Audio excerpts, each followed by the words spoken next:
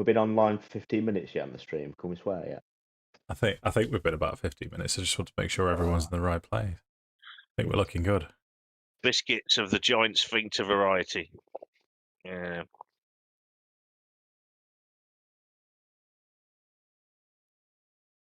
Yeah, should be good. Oh, there we are.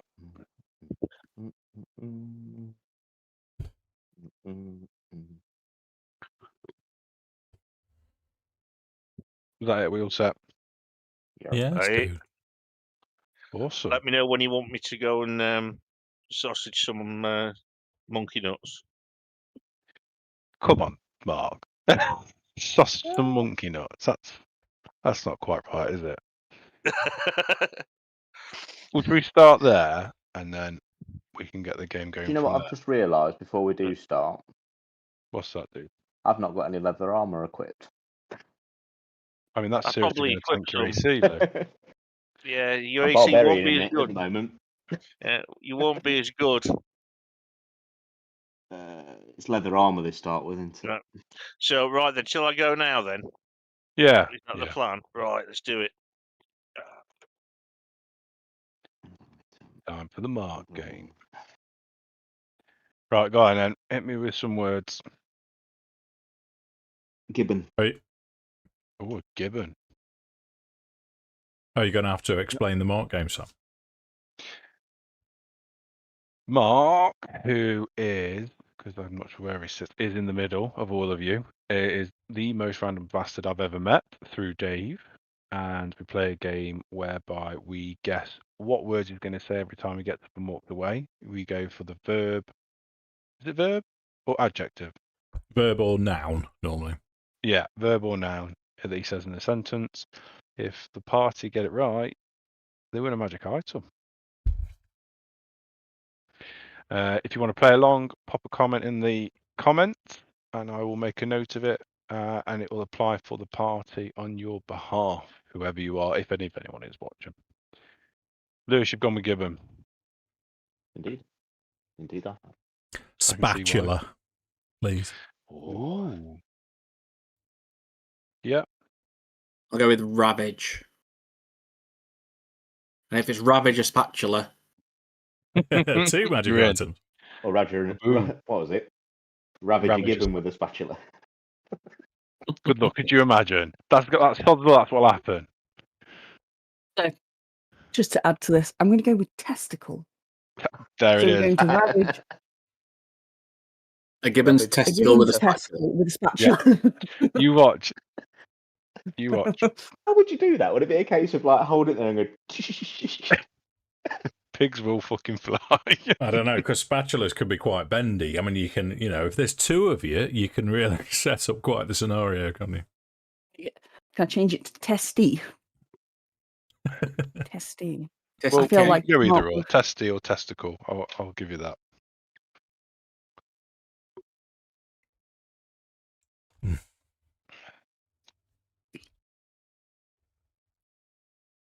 Are you really nervous then, Sam? Yep. You tell. No. Oh. Well, while we're waiting for Mark to return, should we do the big reveal? I love it. We needed fanfare. Where was the fanfare? That is the DM's t-shirt for this campaign. Nice. I'm so nervous, Dave. I've got 2 notebooks out.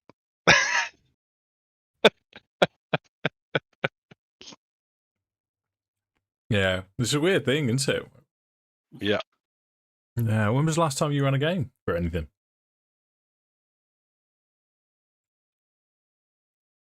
I planned to run this campaign years ago. Yeah, Oh, really? From spores, molds, and fungus. I'm ready to go now, though. Right. Well, I think the easiest way to do this is, ladies and gentlemen, welcome to Session 1 of Tales of Chaos. This is going to be a homebrew campaign. The first segment up to level 4 is pre-written. That's A, to help me as a new DM find my feet, and B, to help Bish come along, who's a brand new player to this. So I think Thank So you. 2 combined is going to bring us along nicely. Yeah. After level 4, stand by. I've got some gruesome shit planned for you. I sit there with the monster manual and go, "That's horrible. How can I work that into the campaign?" So, You've learned off Dave then. Oh, I'm not going to introduce your characters. That's not how we're going to start this one. What I want you to do is I want you to bear with me, and I want you to remember, for most of us, because most of us are that geeky, when you went to the cinema and you watched Lord of the Rings: The Fellowship of the Ring, and the screen goes black, and there's just that moment of silence before we hear the voice of Galadriel in the background. Instead of the voice of Galadriel, because we're not doing Lord of the Rings, you see in the distance, and you can tell that it's in the distance, you see a warm glow. Orange, you see oranges and reds and yellows. And as that glow comes closer, you start to see that it's a fire set within a fireplace, surrounded by a wooden fireplace. Thank you. And cutting off, we can't see all of this fire because cutting it off is this quite high-backed armchair. And down to the side, between us, the viewer, and the fire, is a table with some books on it. And you can just see the side profile of an old hooded man keeping himself warm by the fire. And he just ever so slightly moves the side of his face. We just get this very partial profile image. He's like, good evening. Come to hear a story, have we? That's right. I do have all the best stories, as he reaches down and pats the book on his little table. That story. Now, that story is one of my favourite. And he reaches onto the table and he picks up this quite large, ornate-looking book. And we try to look for the title, but we can't quite see it. And he says, well, where should we begin? Let's start with the beginning, shall we? As the camera pans into the fire, the sparks erupt, and we're now a bird of prey flying through the sky. And as we look down, we see this large mass of land. In the beginning, the gods created humans and dwarves and elves, and we see these populating the earth in little pockets. And as they grow out into their worlds and develop as time goes on, you see battles begin as they do, as borders meet, and they expand further and further until they all meet. And we see in this, as we come down this landmass as a large sea, very much like what we would recognise as the Mediterranean Sea. So you have this sort of inner sea within the continent. It has an entrance on both sides, and like the Mediterranean's only one way. It's only got one entrance and exit. We have one on either side. And as we zoom down, that becomes the bottom of our map. And we have this large piece of land. And as the races continue to expand, it becomes just a war zone. For hundreds of years, the races are just duking it out in battle. Orc against man, man against dwarf, dwarf against elf, elf against whoever. They're all just going for it. And the gods aren't happy. This is not what they created. As we see this battle in the year comes to the year 718. Hundreds of years, generations have died fighting these battles. And we see another battle about to commence. On one side, you have one army, on the other, another. No coordination. It's just the constant years of battle, of revenge, and so on. And in the middle of this battle scene, we see a contingent of very heavily armoured men march down the middle of these two lines. You've got one side here, and they march straight down the middle. They hold aloft the banner, and on this banner is the clenched fist. Gauntlet, metal gauntlet, with an eye. Holding this, there's a gentleman holding this banner. In front of him stands an Asamar. For those who aren't familiar with Asamar, the descendants of the gods. They're not a direct race, but leading them, and his gentleman is known as Helm, as in a helm that you put on your head.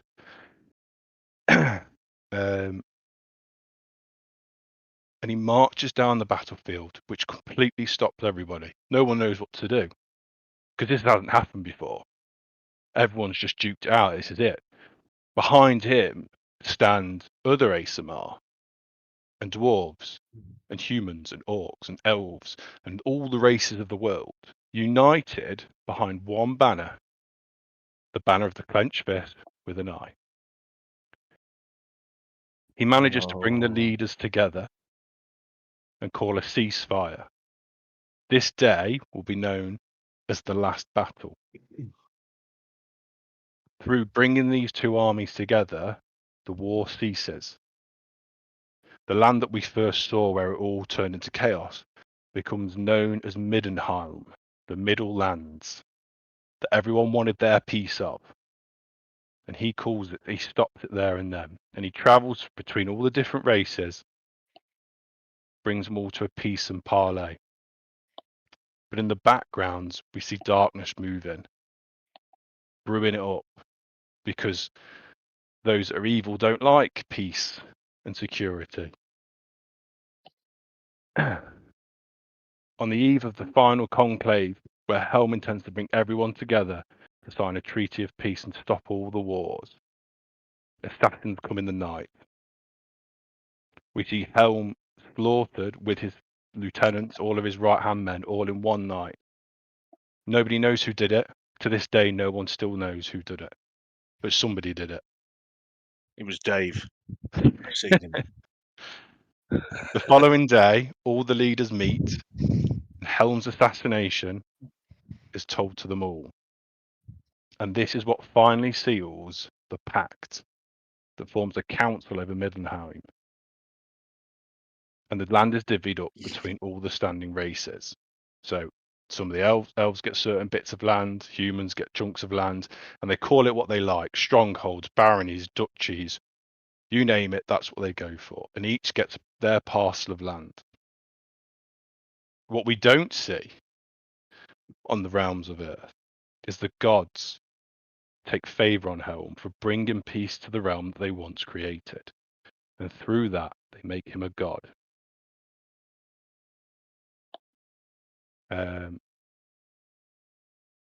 He becomes the god of protection, vigilance, and watchfulness. And his duty is to maintain the peace that he then set up within Middenheim. So he becomes the primary deity of Middenheim.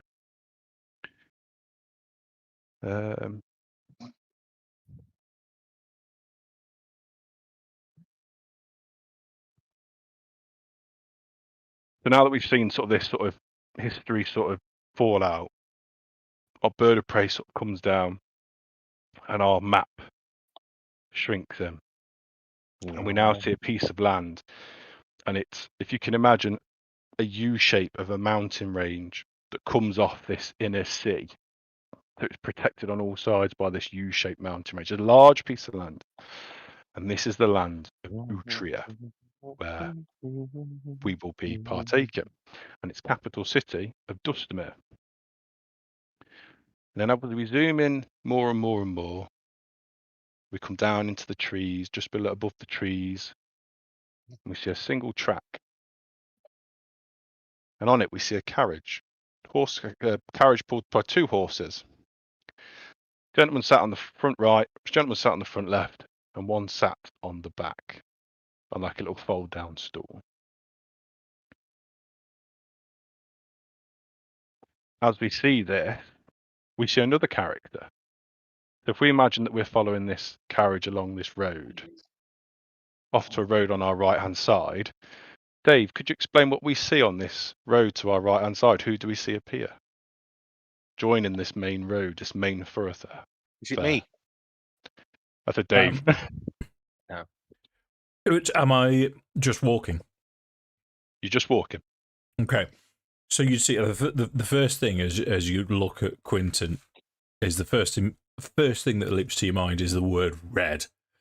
You just look at him and his hair is shockingly red with a beard. It looks like he hasn't had a shave. He hasn't had a haircut for a while. He's a little bit grubby around the eyes. Let me just pop the character image up. So, sparkling green eyes, And the second thing that you'd notice about Quinton is he looks confused. He's wearing sort of muted reds, browns, and greens with very close-fitting, almost possibly tailored clothing, all in good quality. A little bit travel-stained. Around him, he has, instead of like a usual traveller's backpack, he's got what looks like a shoulder bag over both sides. And on both sides, there is a book attached to each of these shoulder bags with various scrolls sticking out. You might notice on closer inspection that his fingers are ink stained, and you can see quills sticking out from all over the place. And he's looking around quite affably with the nature around him, with a look of wonder on his face, as if he's quite happy to be where he is. Cool. Human male. Yeah. Can you all see this gentleman? Yes. You're the new. Not. Not as yet. Loading. It says 1 of 9. Sorry. I blame me. It's all right. It'll catch up. So as It wasn't as me you then. walk, as you join the main road, the gentleman that you can see. So as you look, another human, funnily enough, long beard, literally as you see in the image, his clothing is not the richest. It ain't the cheapest. I always like to think of, if you do an activity like hiking or something like that, you've got the guy with all the gear and no idea. You've got the guy that doesn't have a lot of money but comes along for fun. You've got the guy in the middle. His kit's usually well worn but well looked after, and it's good stuff, but it ain't the most expensive. And that's what this gentleman represents. He's the, you look at him, you go, this is a man that knows his business. And this gentleman shouts across to you, "Oh, hail, traveller! Where go on? Camel. So Quinton is, because he's looking around, he probably hasn't noticed this gentleman could be quite up in his face before he actually notices he's there. And Quinton he's reasonably well spoken. He'd be taken aback initially. So, greetings, sir. Sorry, I was miles away. Didn't see you there. That's all right. Where are you? Where are you headed, friend? Where are you headed on the roads? Well, just to the city over yonder. Yourself, where are you headed? Back home, back to Dustemere. Oh. How's about I have an offer? And everything about this bloke is very genuine. He's not being flamboyant. I'm doing him very flamboyant, but he's being, he's a very nice guy. Yeah. Travel the road with me. Camp the night with me. I'll provide you a meal. All I ask in return is if we come into trouble, you aid us. And I will get you to the city of Dustemere upon tomorrow. Oh. I think to this, Quinton's looking around saying, us? Ah, yes, of course. I'd best introduce these pair. I'm smelling like a mushroom. And that sat next to him on the carriage, you see this gentleman. Greetings. I'm Quinton. This is Vexander Jask. He is how do I put it?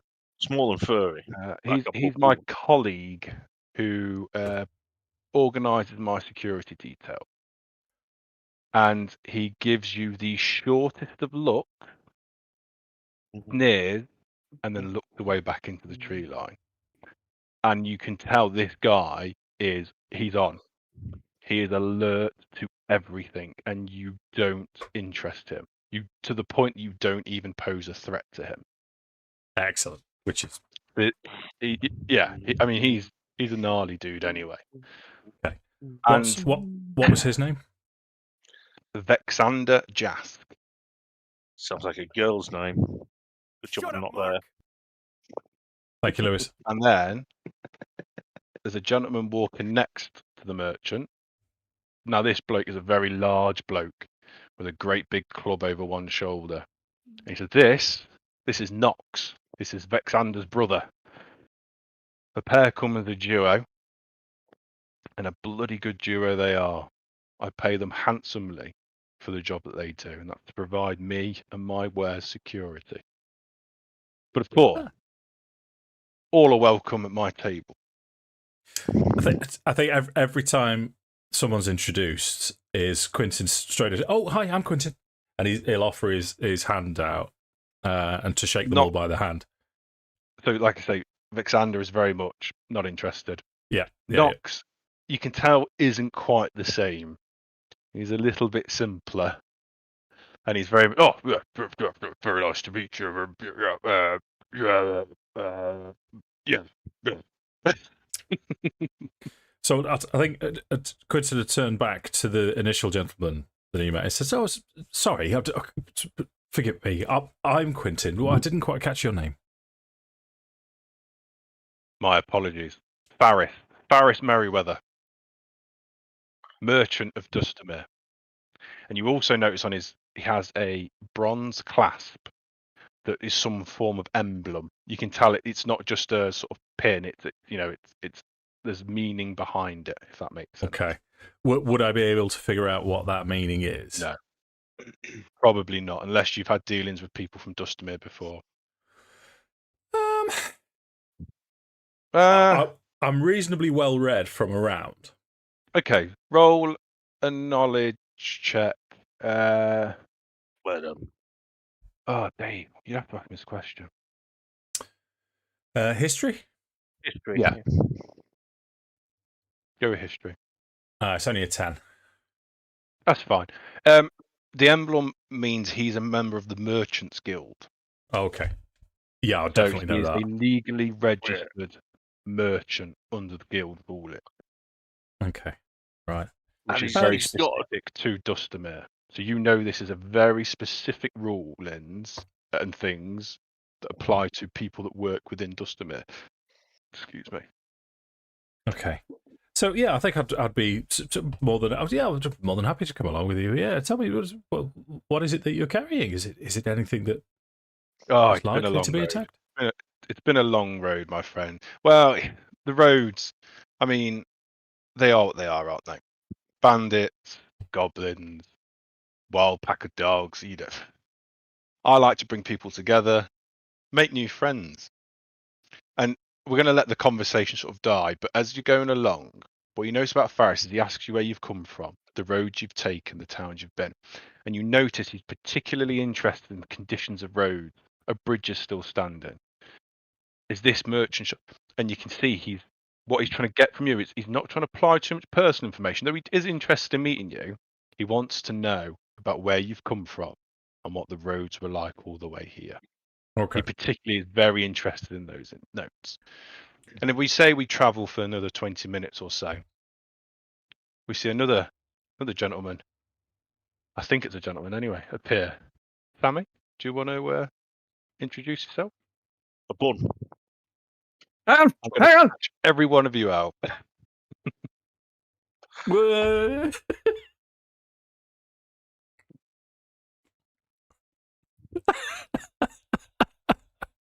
She's panicking, isn't she? Look at my beard. That's so good. My brain needs to work now.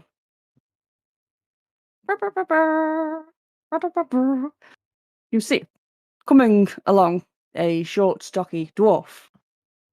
His skin is rough and covered in patches of dirt that he's clearly unfazed by.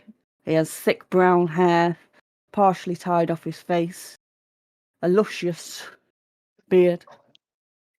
He has a hard face, brown eyes, and that are slightly furrowed in possibly confusion. There's uncertainty. He's wearing just a simple chainmail.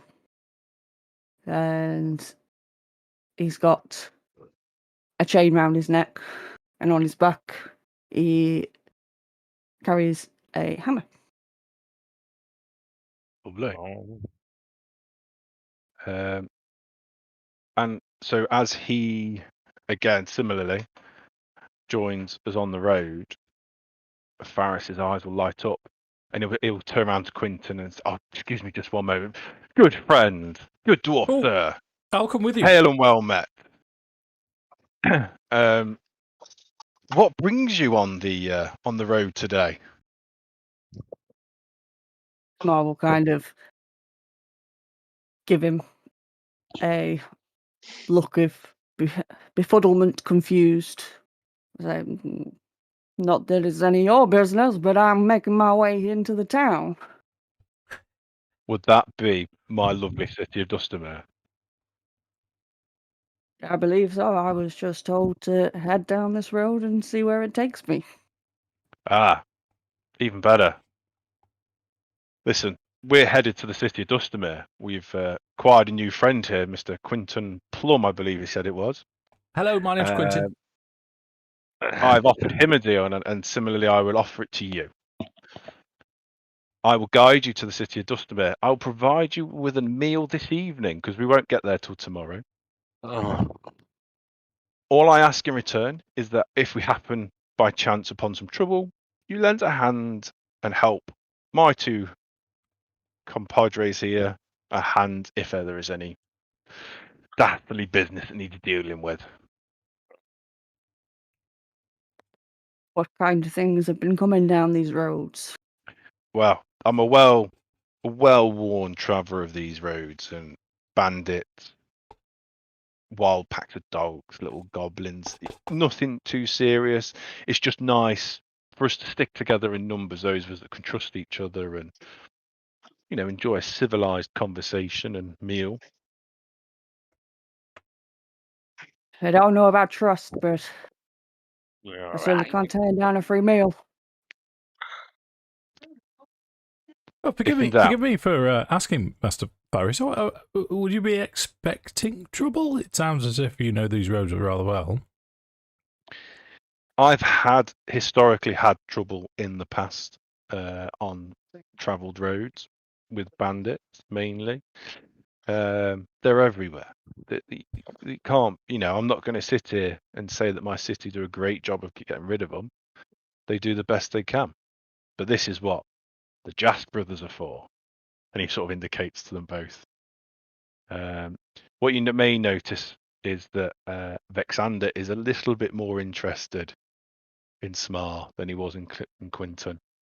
And he gives him the once over of what you got about you before he returns back to studying the tree line and the road. How close to Dustemere would we be? So if you were to ask Faris, he would say, Yeah. I expect we would arrive about lunchtime tomorrow. So we'll have to do a rough night out. But again, I can provide you with an evening meal and some food for the morning. And then we should be there by lunch. Oh, wonderful. We'll make good pace, I'm sure. If anything your gear is too heavy, please feel free to hang it up on the back of the cart. There is a bit of space. I just ask that you mind my wares, as you can appreciate. I don't want any of them damaging. Understandable. Yeah, absolutely. In fact, yes, I might. I'm going to keep the book with me. But yeah, the rest that very much appreciated. And if you do go around the back, Nox will follow you because his job is to protect the merchant and his wares. But he'll also show you that at the back of this cart, fold down seats. Just a couple of fold down seats. So if you wanted to hop on and just have a sit for a bit. This cart is very much like Faris.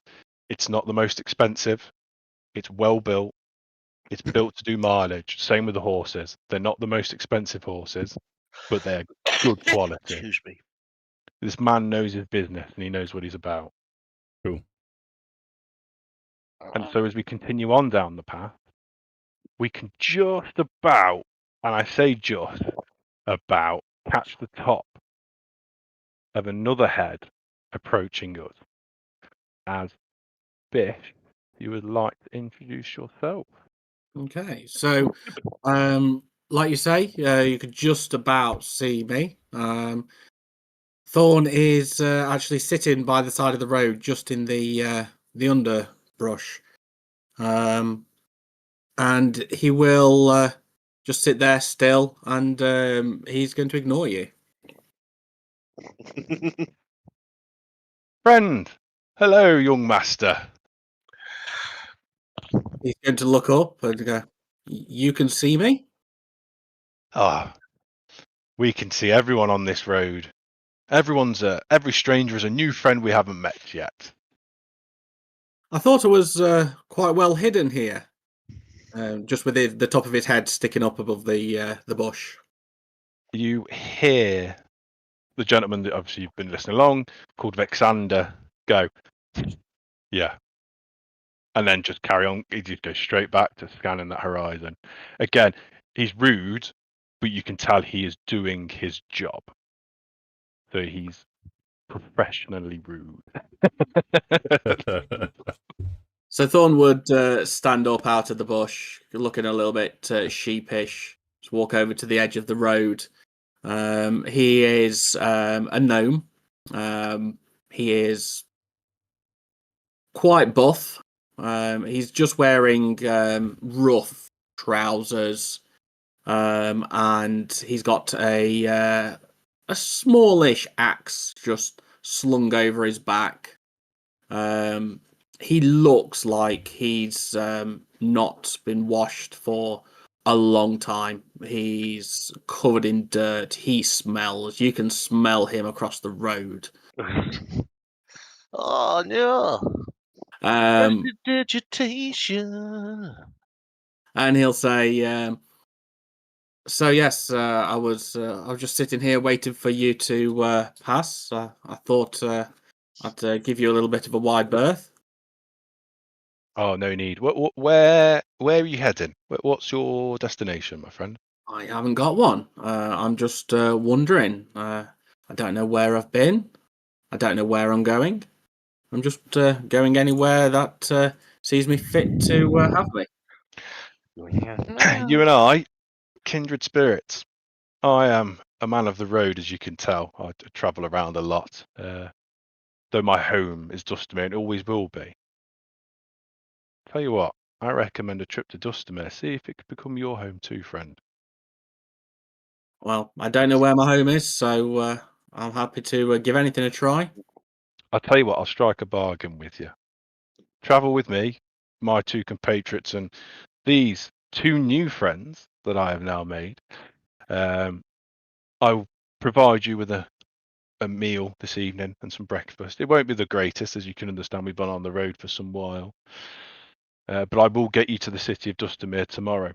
All I ask is, if there's any trouble along the road, that you help where you can with, protecting my carriage, my wares.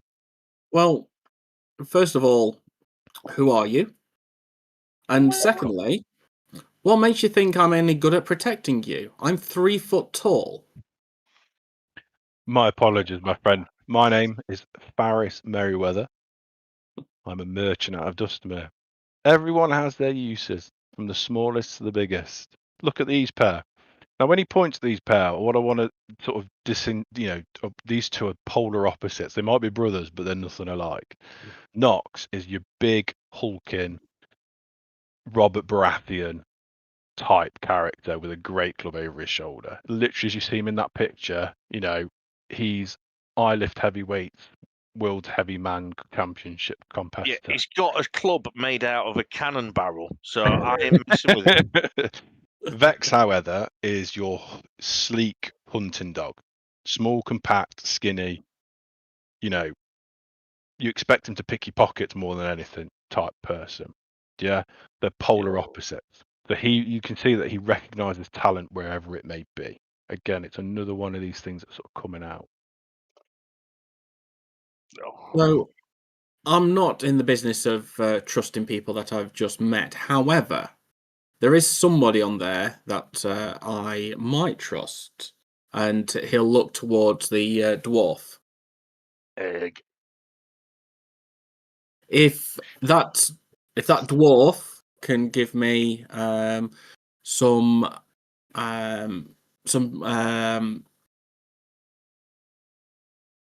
advice and let me know that everything's okay, then I will trust the dwarf. What's your name? Is he addressing me or is he Yes. addressing? Yes. I'm smart. I won't lie. I'm only here because I'm being offered free food and a place to sleep. I I'll- don't even know the names of these people. I am just joining them. Well, I've had a lot of dealing with dwarves over the past years. So if you say that it is safe and you will look out for me, little old me, then I'm happy to join. I'm sure we can get through anything that comes our way. So Thorn will hop on board the wagon. So again, he'll explain the same to you. If you want to put your pack on the back of the truck, you're more than welcome to. Knox will assist in this. He'll show you where these seats are, and we'll trundle along. Trundle. And Quinton, like everyone else, oh, hello, I'm Quinton. And he'll hold his hand out. Quinton, so as we... Quinton, Quintan. Quinton. Oh, I'm Thorn. Hello, Thorn. Nice to meet you. It's Quinton will normally launch into asking you about your life story, but he's quite by now used to people just ignoring him, so he's comfortable in his own silence if you don't answer back. But he'll say, "Oh yeah, where have you come from?" And he'll launch into like, you know, where are you from? What have you done? And he would have done the same with Smar as well. But then you'll have Varys will be jumping in as well. So when you ask about where you're from, oh yeah, what road have you taken? You know, he'll be doing his bit again, where you can tell he's gleaning bits of information from it. He doesn't push there. And as we move along the road and down the path, almost inconceivably, we barely notice it. It's more Vexander's reaction that we notice first. He becomes very, very tense, and he has these various knives and daggers sort of attached to different bits of his uniform, which are obviously designed for the way he scraps. And he starts to put his hand on a dagger as Lewis gets noticed.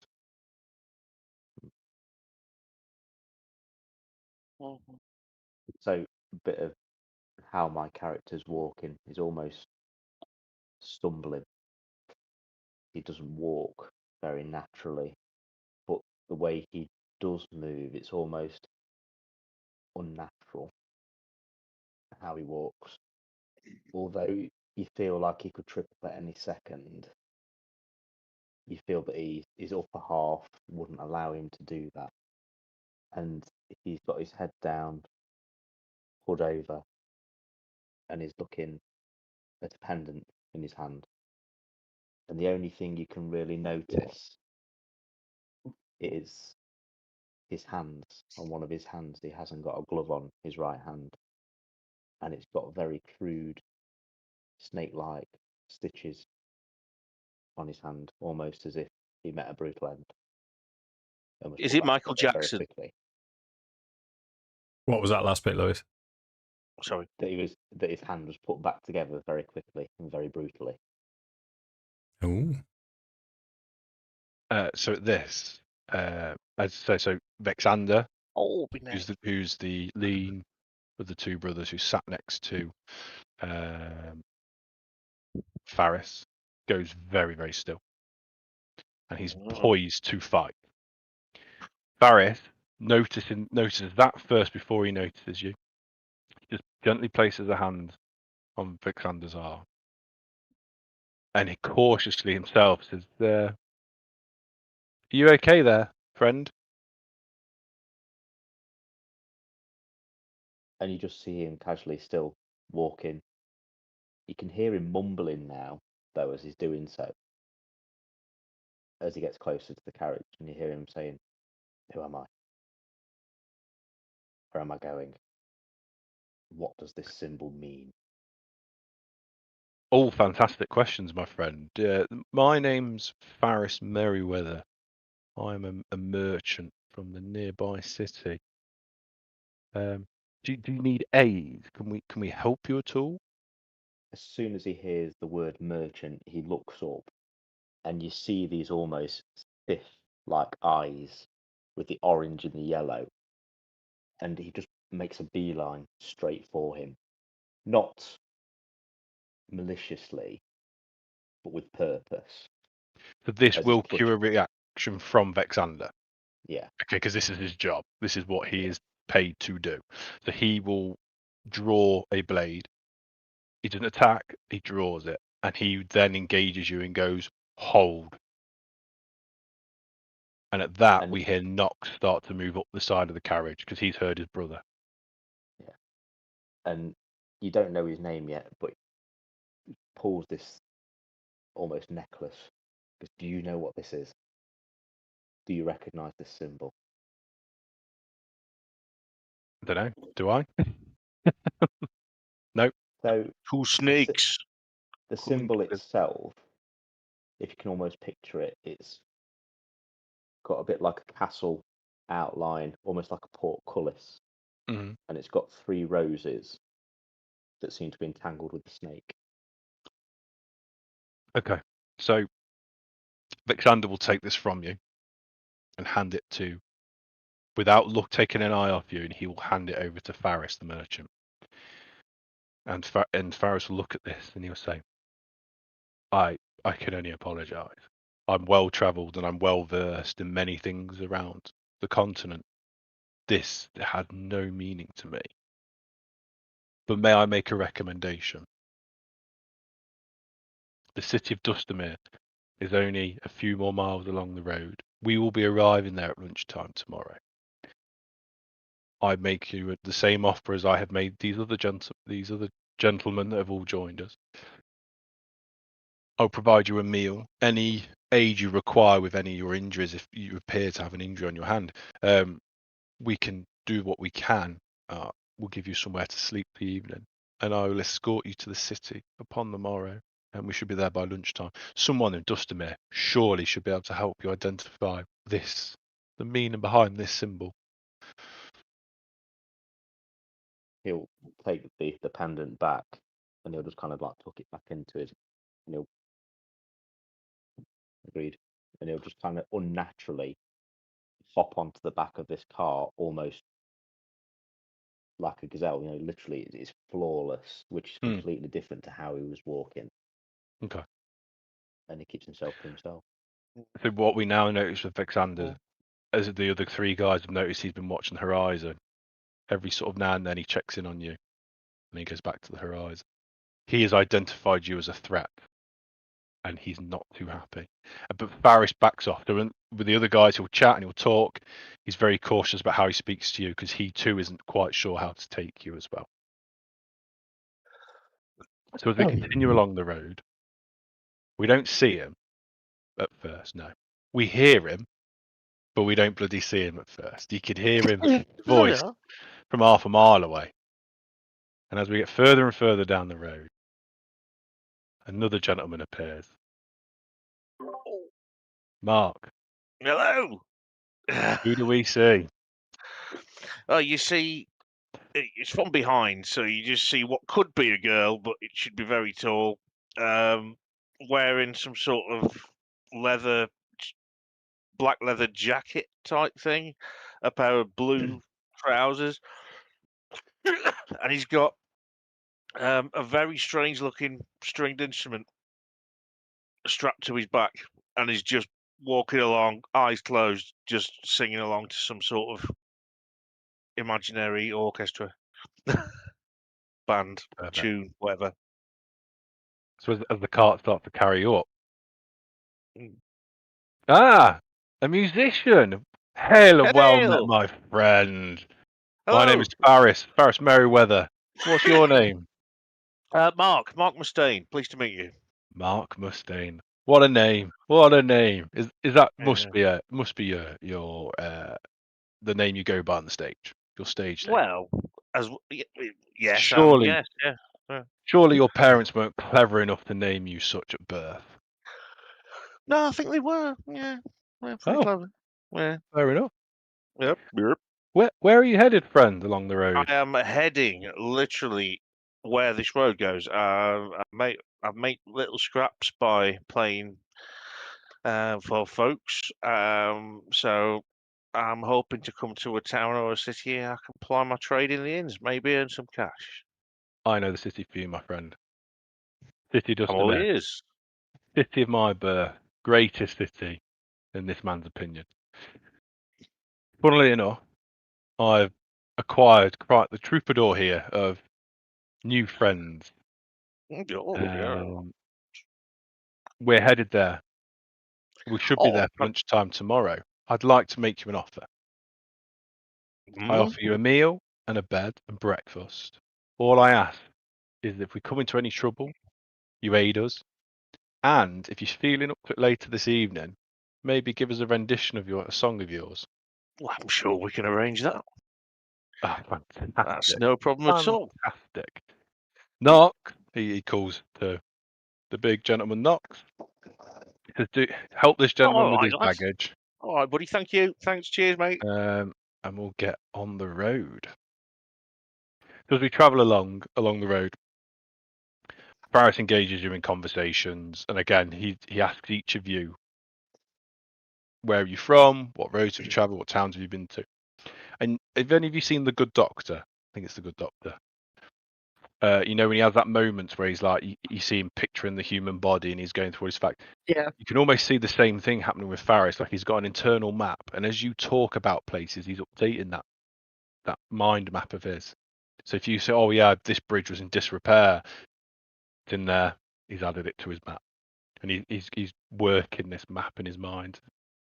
And he asks you about your lives, where you're from, but he never pushes too hard. So if you start to get a little bit, I don't want to talk about that without saying I don't want to talk about that, he naturally withdraws from the conversation. He's very, very intelligent man, and you pick up on this very, very quickly.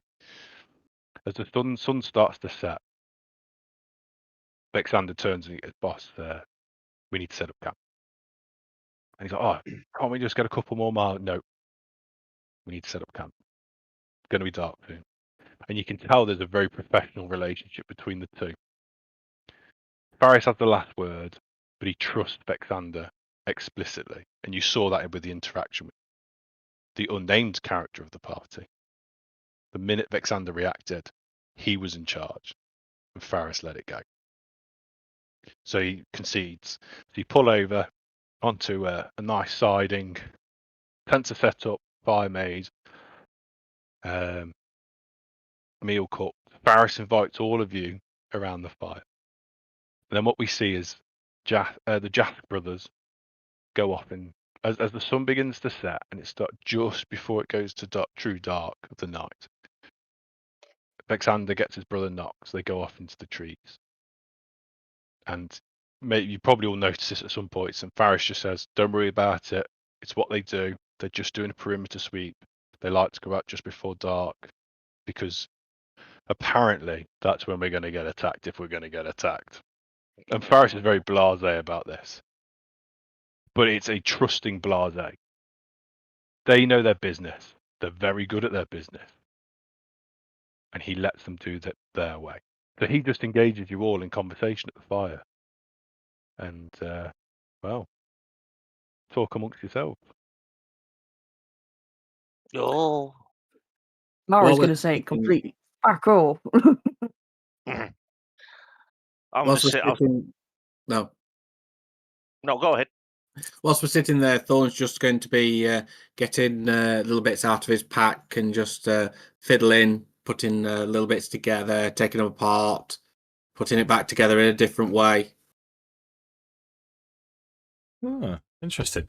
I think Quinton, out of curiosity, would go over to Lewis's character because he's introduced himself to everyone else, and he was, as Lewis's character joined, he was halfway through an interesting chapter in his book, and he didn't get a chance. But he was, "Oh, hello, I'm Quinton," and hold his hand out to Lewis's character. Oh, long Johnson. So, there you go. Hello. Hello. Forgive me for asking. I know it's an obvious question. You have yellow eyes. Why? How? I mean, I know you must get it all the time, and I don't mean to be rude, but that's fascinating. But how? I don't know. Which in itself is fascinating. I heard you mention a symbol around your neck. I like to consider myself reasonably learned. Would you like me to have a look to see if I could identify it? You've piqued his curiosity now. As you go, yes, and he's literally hand it to him. Okay, and your And name? as he does, yeah, go on. as he does that, he's almost staring through you. Oh, okay. This is not unnerved Quinton at all. I mean, I don't know what your character would be used to, but he's just quite happy to be amiable. So here's where it's awkward. Would I not know anything about it at all, or because I'm asking you now, Lewis, aren't I? You know as much as I do, unfortunately. Gotcha. Okay. Oh, okay. And your name, if I may ask? Jabal. And you see him roll up his sleeve, and as you're looking at his arm, it's almost like patchwork. Okay. There's multiple scars up his arm, but you see a tattoo on the inside of his arm. It says Kalon. It says Kalon. I believe it is Kalon. Wow, fascinating. I mean, I'm completely fascinated by the others, but so far, would I be able to make a Well, here's my question, because this is where I need to ask you as well, then, Lewis. My knowledge of medicine is reasonably extensive. I've read about surgeries and where we are in this point in the history. I'm up to date with medical theories and practice. Would I recognise the work that's been done on you, or is it something that's completely alien? Potentially, yeah. Because you've got a bit of a magical background as well. So, you know what, Dave? Yeah. Sorry, Sam. Give me a medicine check, and the DC is going to be Yeah! 14. Fine. I'm loving it. Back on. No. 14. 14, that'll do. So, from what you can tell, he's covered in these scars, and they're very ragged, and they're stitch marks, and they snake across all of his arm. You can see patches of grey skin, but it's almost stretched tight over what looks like reinforced muscle. From this, what you can deduce is he's not undead in the traditional sense, but it's something else. He's been brought back and it's incomplete, and that's Gotcha. as much as you'll get for a 14. Yeah. No, that's cool. Yeah, because I think Quinton being Quinton, he would. This is absolutely fascinating, and he'd be motioning over to the others and said, "Have you seen this? Come look at this. Look at the bit." And he's not ignoring Kalon now, but if Kalon was to start to feel uncomfortable with these ministrations and him explaining what's happening, Quinton's just it's not in his parameter, it's not in his sphere, and he's just ignorant to your if you feel uncomfortable, and he's getting the others to come and have a look what's up, and he's yellow eyes. I'll just be sat with my eyes closed, playing on my guitar, sort of a bit Squiscar-esque.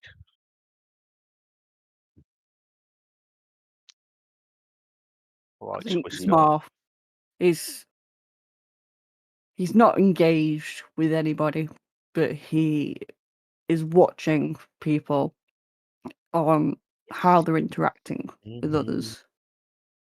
And I think at that point he would turn round to Quinton and say, "Clearly the lad has just been through something. Why don't you give him some peace and quiet for the time of day?"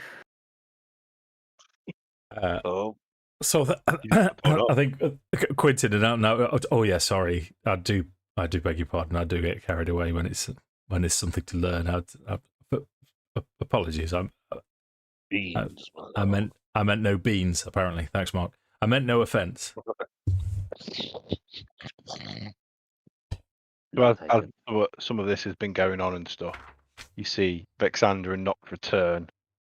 The sun is sort of dipped that bit lower, and Vex will just come over and whisper to Faris, nod, and then they'll go and settle. Faris will turn to you and say, "Apologies, I'm not a young man anymore. I'll be to my bed." But please enjoy each other's company. There's some leftover food if anyone wants anything else to eat. I'll see you at the rise of the sun for breakfast, and then we'll finish our journey. And he'll go and take himself to bed. So he's got some form of bed attached to the cart, it's tented and stuff. And then outside and around the carriage, you'll see the Jask brothers, and then you guys that are next to them are separated. So you've got the carriage and the crew, and then you guys just here. And Vexander and Nox are between you and the carriage. And again, it's been explained to you. That's their job. They take it very seriously. Don't take it personally. But he then leaves you guys to any further conversations that you want to carry on having. I'll ask the more amiable of the what's the brother's surname again? Just make sure I've got it right. The Jask, Jafk brothers. Jafk. FK. Oh, If S you for sugar. hover over their images, Oh, the names are there. It's almost tiny. like I prepared Jack. for it. Right, yeah. JASK, right. So you want images? Yeah, and I'll say that is a massive club. That is massive. Did you make that yourself? It looks like you've got a cannon as a club. Please make sure I don't ever upset you. So he takes off his shot. He's delighted at this conversation. He's not an intelligent person by any means, but the fact you have taken personal interest in his club, he is delighted by this. And he has the biggest shit-eating grin on his face. And he picks up his this is the bludgeoner. This is my bludgeoner. He's very animated. Yeah, that is awesome. That's I absolutely awesome. I have fought many men with the bludgeoner, and he's just like any question you ask about it, he's the most animated you've seen him all day. I'll eye up the dints in the face of the hammer and think, I totally believe that you did. Any dint you spot, he'll go, this one, elf. I did this one with an elf skull. Like he can tell you all about them. Ron's going to wander over and say, "Which one was a gnome?" Oh no, Nox doesn't fight gnomes. He likes gnomes. Very wise. You wouldn't want to fight gnomes. No. And again, Vexander, he's very much sat there, leaning up against his pack, just watching, listening, not really engaging. He's got a bit of a permanent sneer to his face as he's watching you. I think Quinton, at some point, as everyone's settling down, he'd wander over to Mark, and he's just he's already introduced himself. I'll not go through that again, Mark. But he'll say, "Forgive me for asking. This instrument you carry, I've never seen anything like that before. What is it?" It's called a guitar. Right. I don't want to go into too much lengthy, boring detail, but it's not. It's. I'm not from here. This is an instrument from where I'm from, and as you've taken an interest, I'll show you what it can do, and I'll turn up the distortion and play some licks. Oh, what are you playing?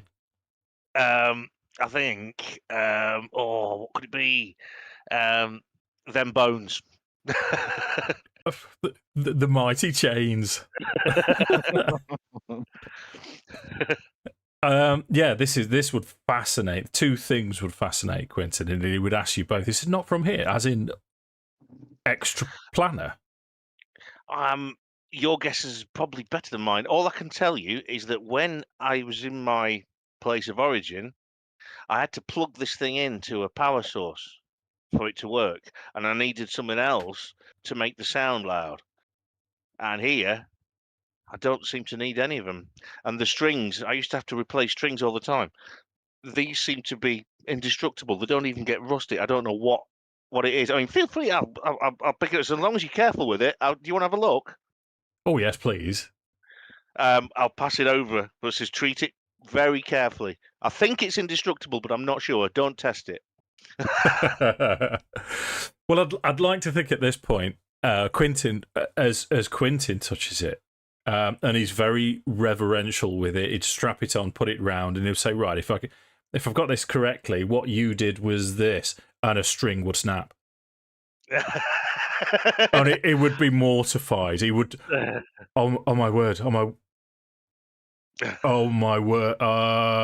Wait, no, I can fix it. And he'd pass it back to you, and then take his book out. Yeah, And he's still apologetic. At this stage, going, I'm so sorry. No, I can fix it. I've only recently been able to manifest certain powers, but I can do this. I'm going to cast mending on the guitar. wow, that's pretty cool. It's even still in tune. Whoa, fair enough. Well, fair enough. You. as far as I can figure this, where you were, I don't quite know. I don't quite understand it. I'm going to enjoy looking into it, but if you're not from here, then I should imagine this item is somehow attuned to you and is part of you. The fact that it doesn't break for you, I would suggest that you don't give it me again.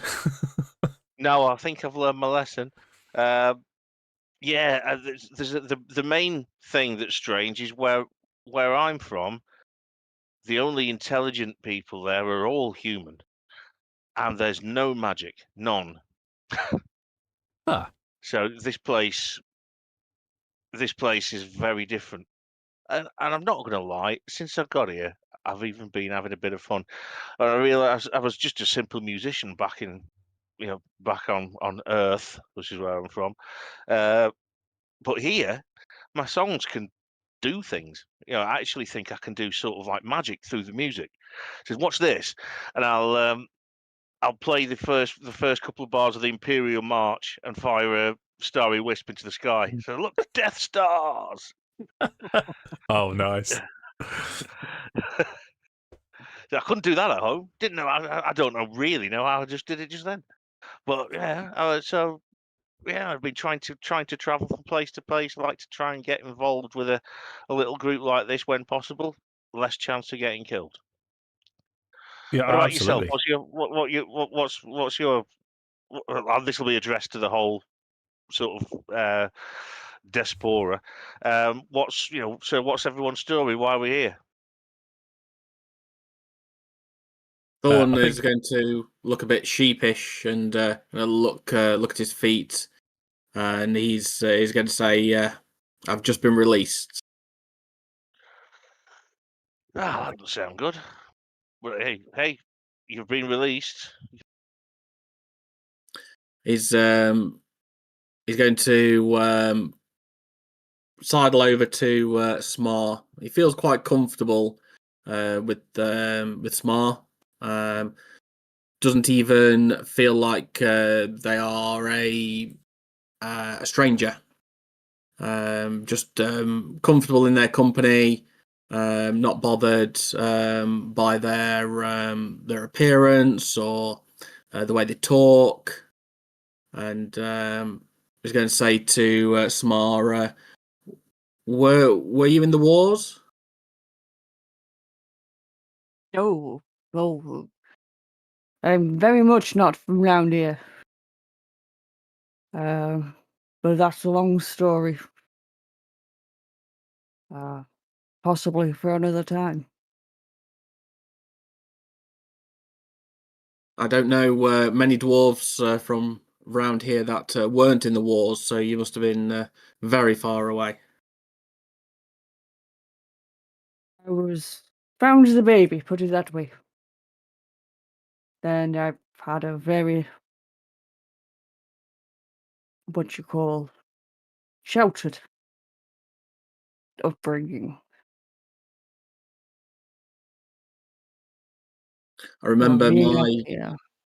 I remember my early years were very sheltered, but that took a wild turn. I want to quickly touch up my Van Gogh because we've run out of juice.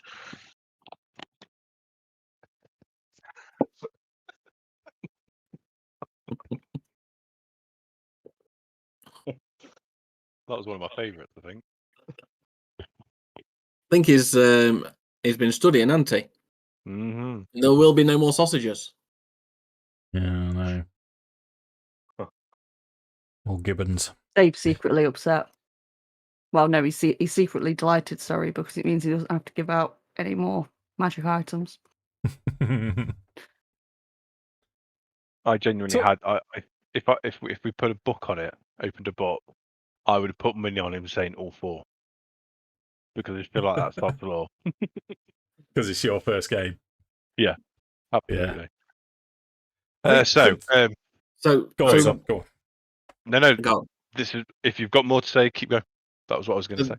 Whilst everybody's been talking, Thorn has just been sitting around playing with these little things.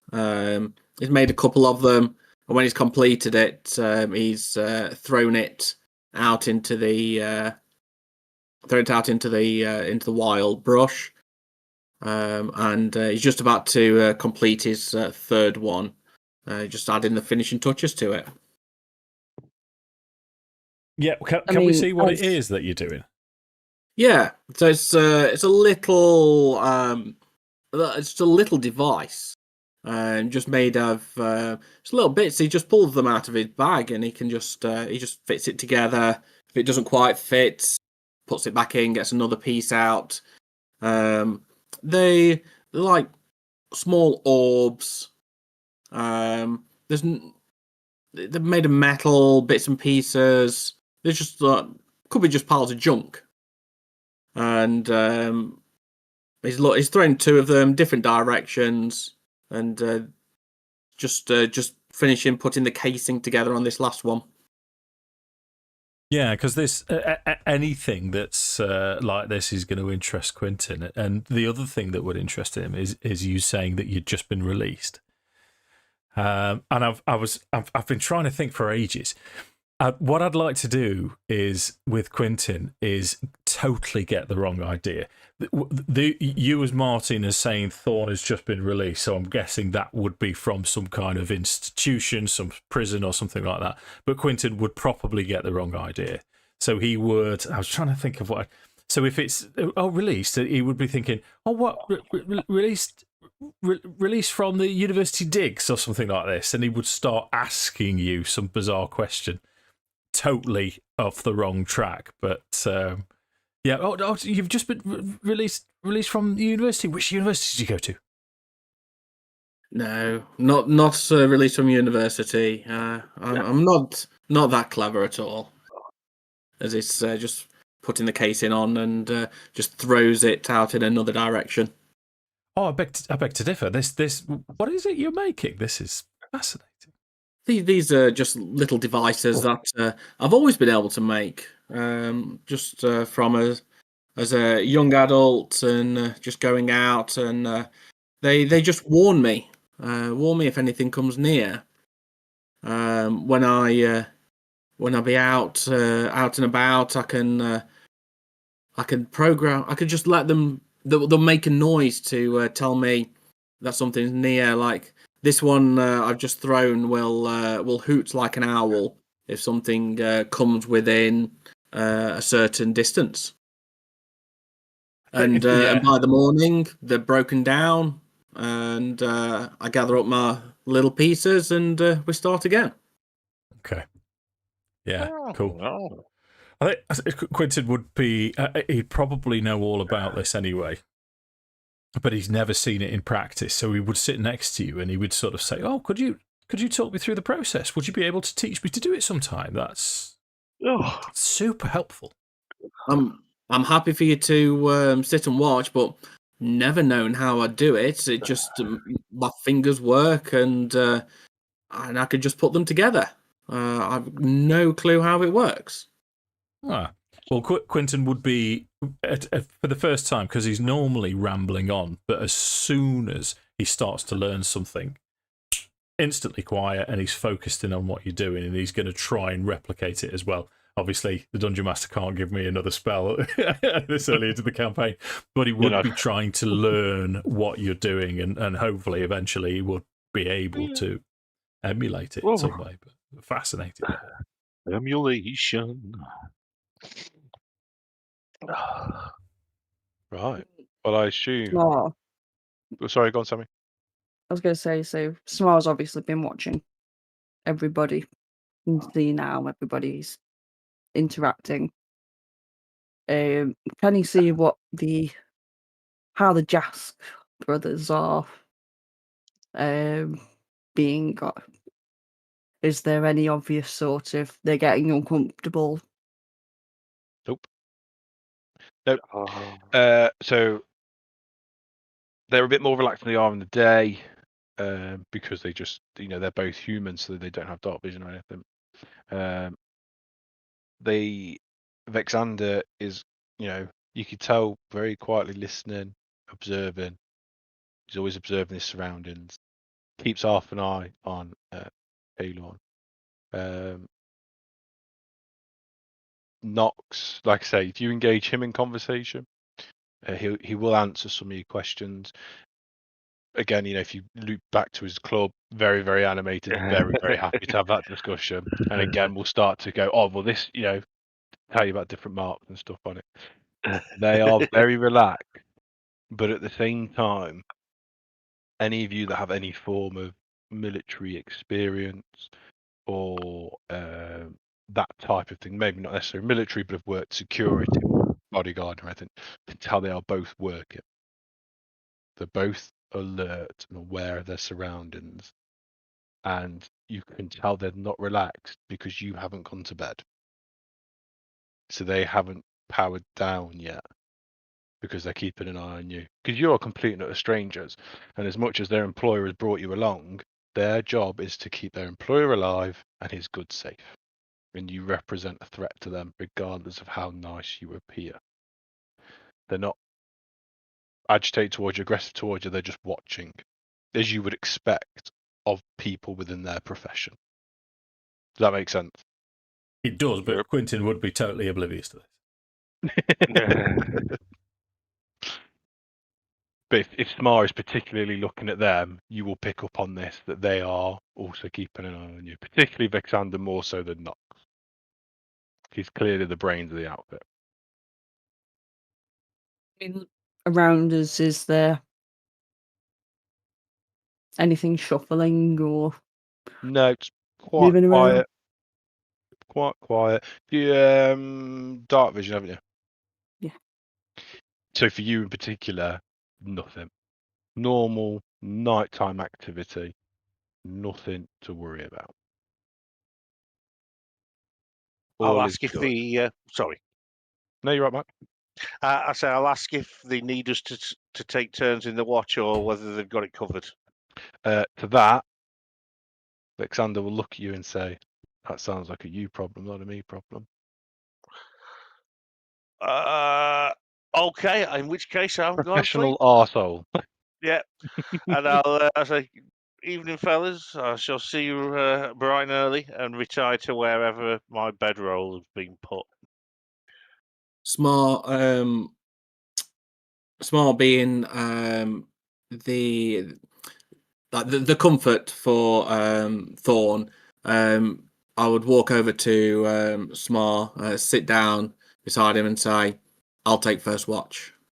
Just natural, just like that's a normal thing to do, and just sit down, alert. I think Smart would turn and be like, and look rather surprised and confused. And just nod and be like, okay. Okay. Oh, jeez. And he'll start to kind of sit there. He'll sit with his hammer in front of him, plop his head on top of it, and kind of doze, half trying to keep an eye, but certainly dozing off, having a belly full of grub. Is that everyone powering down for the night? Yeah, I'd be fast off. Yeah, reading. So assuming bed. there's some form of shift guards amongst yourself, or however you want to run it, you will notice that the brothers do the exact same thing. So one brother will sleep and then wake the other one up. The difference between the two is when Vaxander is awake, he doesn't move. He wakes up, he sits still, his time passes, and he wakes his brother up. Knox, on the other hand, gets up and wonders.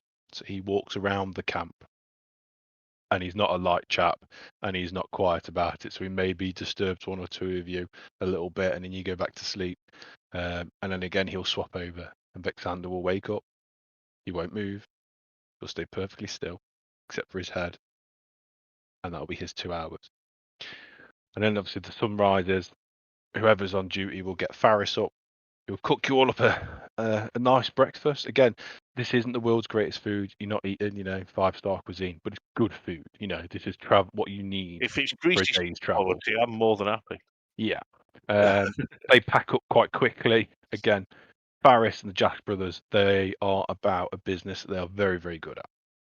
And once they're all set, Thorn would be the last one to eat and would just pick up the scraps. you would be provided a full meal. Helm wouldn't touch Oh. any of it. Okay. So Helm would kind of sat there going, no, give it to somebody that's hungry. Okay. So if I was just eating. Yeah. So there you go. So maybe Faris passed the plate to Smar or somebody or whoever, and they pack up their kit. Again, it's a smooth, efficient machine. Job done. Faris goes round. Joy, we all happy to go. I predict 4 or 5 hours, and we should be at Dustemere. Let's Hopefully. do it. Can I just spend 10 minutes just picking up my what's left of my clockwork devices? To do that as part of the morning I'll routine. I'll go and lay a cable in a bush, wipe my Okay. arse, come out again while that's happening. Well done, So Mark. Every campaign you've done it at least once. If I may, Dungeon Master, I've because Quinton now, as he's met the guards and he's met Vexander and Nox, he's wanted to try something for a while, but he's never had the opportunity to. So I'm going to cast Mage Armor, but it's the first time he's ever cast it. So how it manifests with Quinton, he has his book, and his book is held by his mage hand, and he's leafing through. And as he's leafing through, he's talking to the book, and then he'll say, "No, not that. No, not that chapter." But go, "Oh no, you were right," and you can sort of hear him talking to himself. But with his hands, his 2 hands, mage hand holding the book, he'll sort of draw a line, and it's an arcane strip appears. And then he'll draw right angles down and then make a square. And then from that, it'll become 3-dimensional. And he'll take this 3-dimensional object and then put it on his head. And it's the worst child drawing of a helmet you've ever seen, but he'll knock on it just to make sure. And you can see there's a sort of flash of arcane energy. And he'll go through the same rigmarole and put chest plate on, like pauldrons and greaves and vambraces. And it takes him a little while to do, but he sort of looks, and he looks all bashful, and he says, "Sorry, it's the first time I've done it. And I thought I'd best prepare just in case." Any Faris? eggs, any plants? Faris Yeah. loves it, and you got Vexander's attention for all of about 60 seconds. And the minute you put the helmet on, and it looked the way that it looked, he went, and that was it. Not interested anymore. You looked like you might be a threat. You aren't a threat anymore. Very much not. Okay, so if we're all happy, Faris Yep. gives everyone the thumbs up, and off we trot Yeah. along the road. Now, Along the road. here we bloody go. Let's see if To this see works, the shall we? wizard, the wonderful Wizard of Oz. Why? Why not? I was thinking, on the road again. Can't wait to get on the road again. I can't believe it's follow the Yellow Brick Road because wonderful things. Apparently that he does. I don't know. For anyone who's interested, on your images page, I have put the emblem of Helm on there. That will be the canon Images one. page. Yeah. If you go select map, Just click. Select map. Oh yeah, baby. Character images, Forest Road. If you go to images and then pan all the way back, Mark. That's got the look of Forgotten Realms wiki to me. That has Dungeon Master. It is, mate. Yeah, Yeah. it is. But that is what we're going with. Is his emblem. Oh, hello.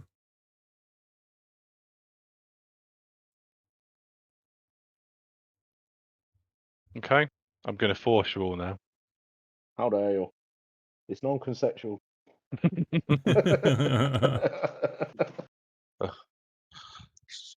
Struggle, snuggle. So, a couple of hours pass. Don't get too caught up in the artwork of that carriage. It was the only one I could find. It is not that fancy a cart. Arrange yourself close to the cart as sort of roughly where I've put you, where you want to be in the marching order for me. Could I be sat on the roof? So there's 2 seats on the back where Quinton has put himself, and then anywhere down the left or right hand side. Just for future reference, I'm happy. I'll always be at the back, purely because I'm stumbling and Okay. I'm almost kind of shuffling. Hang on, let me see if I can. I'll get on the seat next to Dave. Pop them forward. we So what I could probably batty. do is probably do like that, Yep. maybe. I think. Well, I'd And then- offer you a seat if you were stumbling. If I mean, it was one of the first things. Oh, just come sit down. No, I'll walk. I'm perfectly capable of walking, and he's reading, but he'll use his mage hand to have the book in front of him as he's reading. Fucking nerd. He'd probably nod. Yeah, Because I'll jump off. Because Yeah. you can see the frustration in his face about this stumbling, Okay. but he doesn't know why. Stumblage. So smart. Maybe he's got a Sammy? 12-inch cock, and that's what's causing him to stumble. And are you happy where you are, Bish? Are you happy with Thorn is? Yep. Sammy? You happy where Yeah. Smar is? Or would you be a bit I'm happy further where up? Smar. Yeah. No, I think Smar is happy where he is. Remington Schmar. I like to imagine Yeah. as we're sort of ambling along the road, everyone's sort of semi-engaged in conversation, including Faris. Vex has been his typical arsehole himself, and Nox is just sort of walking around the carriage, entertaining himself. Oh, look, a butterfly, that sort of thing. And as we move along the road, you hear some trees crackling, and then a voice shout out. Ha! Gotcha! Let's make this nice and easy, ladies and gentlemen. Hand it over, all the goods, and then you can be on your way.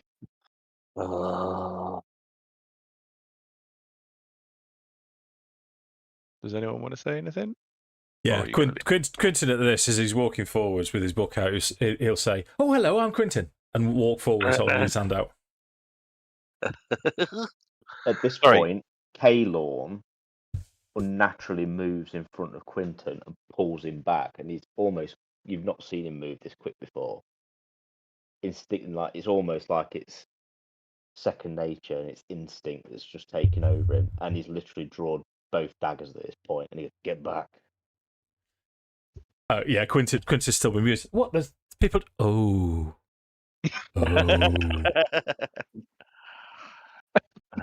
So at which I point think you it's- probably say, "Boom!" He's there because he's pulled him back. I think seeing somebody starting to take a stand, Small will just So pull you'll his notice that heavy outlander. Nox has shrugged his club off, and he's ready to fight. Vixander has jumped up, and he's ready to fight. Barry has pulled up a crossbow, but he's still sat down with his sort of one leg cocked up, with his crossbow sitting on his lap. And very, very calmly says, "Gentlemen, just give us the road. Let bygones be bygones, and let us pass." And the guy who started all this, nah. What you've got on that carriage looks real nice to me, lad. Hand it over. Be on your way. This is the first proper time you hear Vexander speak, and he says, "You know who I am. I know you know who I am. I'm very well known in your trade. So is my brother. It ain't worth it.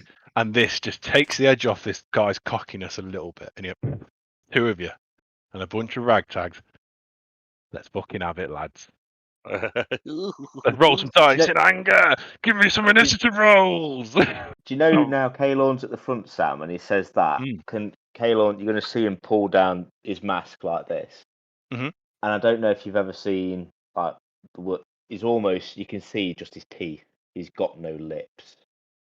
And it's almost like a grizzled, zombie-looking face at the bottom. Yeah. And he literally shouts at the leader and almost snarls. He goes, "You will not stand in my way, finding out who I am." And you can literally see the anger in his face. Like the mouth of Sauron type thing. Almost like, do you know, like off the original Mummy movie, where it's like Yeah. that. He's pissed. Yeah. Oh, okay. Okay. Cool. Nice. I'm just going to nip for a burst. I'll be right back. Oh, hot bricks! Oh no! Then so once you've all rolled initiative, I then need you all to roll a perception check. Right, coming up. Yeah. 14. 18.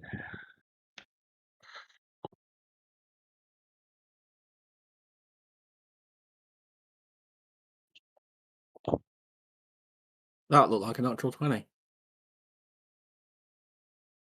If there's lots of song and dance happening, it probably is.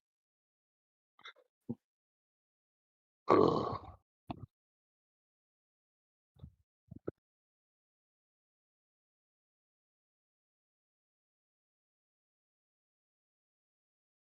Sorry, perception check, you say? Yes, please. Okay. 6. Quinton's still going, ooh. Oh,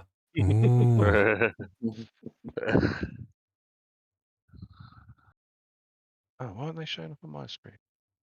No, they're not. I It's not can't just see me. from Mark's. Sorry, I can't can see see it. from Bish's, so I can see mine. Oh, Lewis's is gone as well now. Yeah, I'm just getting dots. Yeah, like it's loading. What's happening? So, go on, What? Lewis. What was your perception check, mate? 8. 8. Oh, Sammy, what was yours? 14. Thorn, 20. Mark, 18. Quinton. 6. 6. Bish, was yours natural? Yeah. Ooh, I said, yeah. where are you? Perfect. Okay. Okay. So,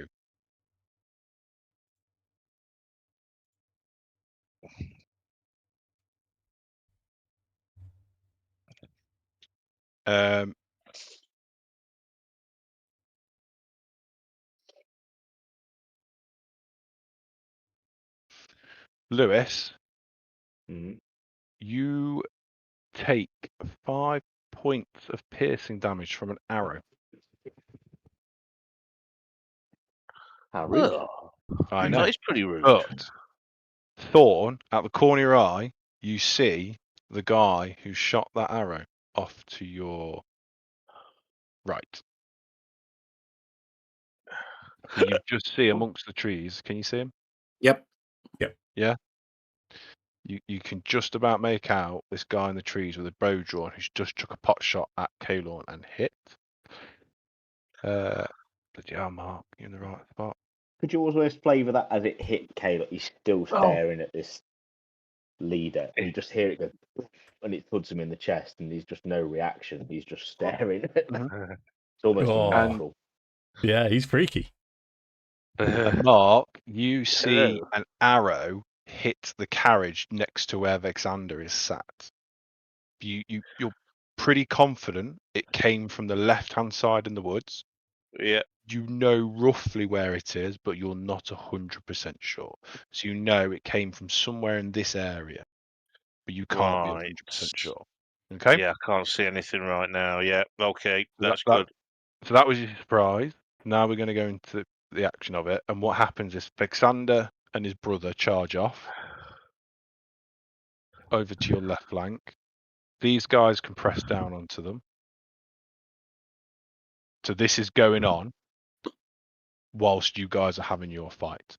So Faris lets off a crossbow bolt, which kills this guy.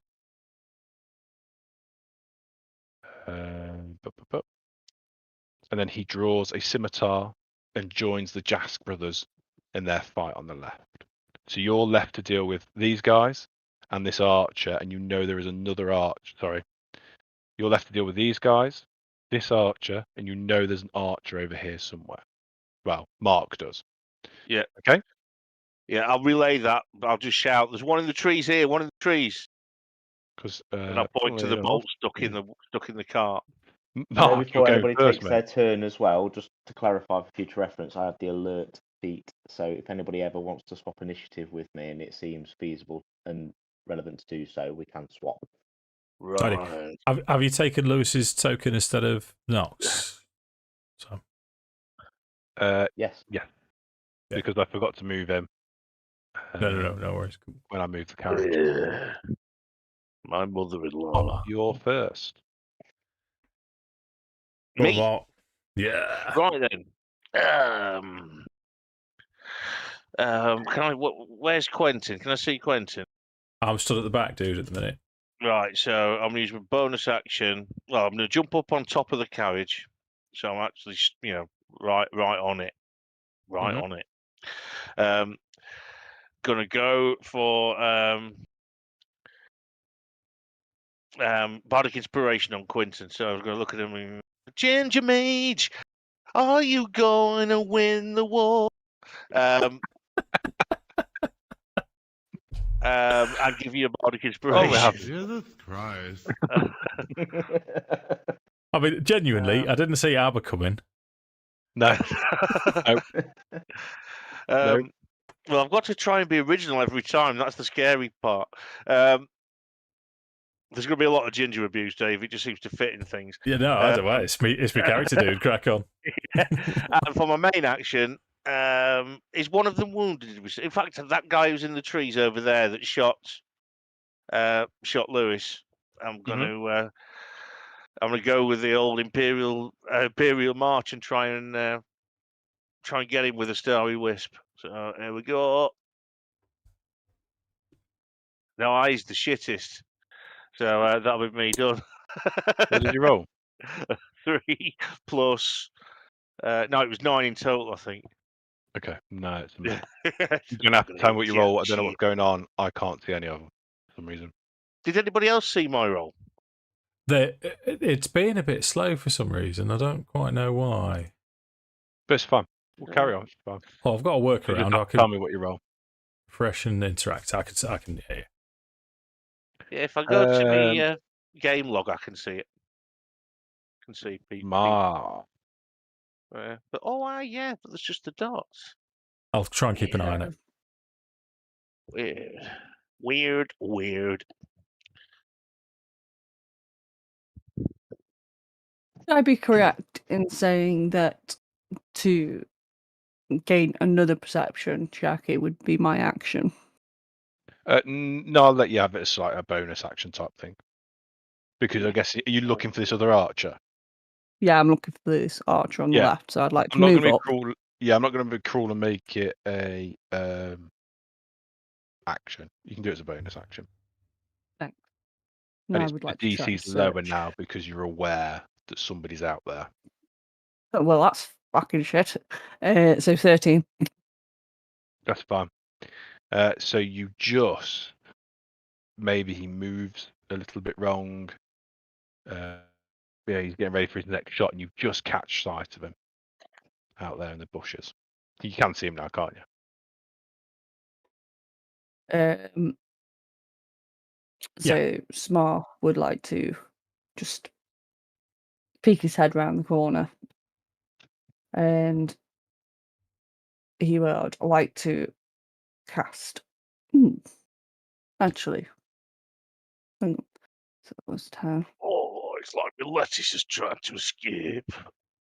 Fuck it, because he can see that he's within reach. He is going to run up to him, and as he's running up to him, he's going to pull out his heavy hammer and Yeah, sorry, that was my. I tweeb you that'll do. in the face. You're gonna turn And him in the face. yes, please. 200, hopefully. That's 21 to hit. Ooh, If How that much damage doesn't did he hit, do? I'm going home. I'm running away. Oh, 10.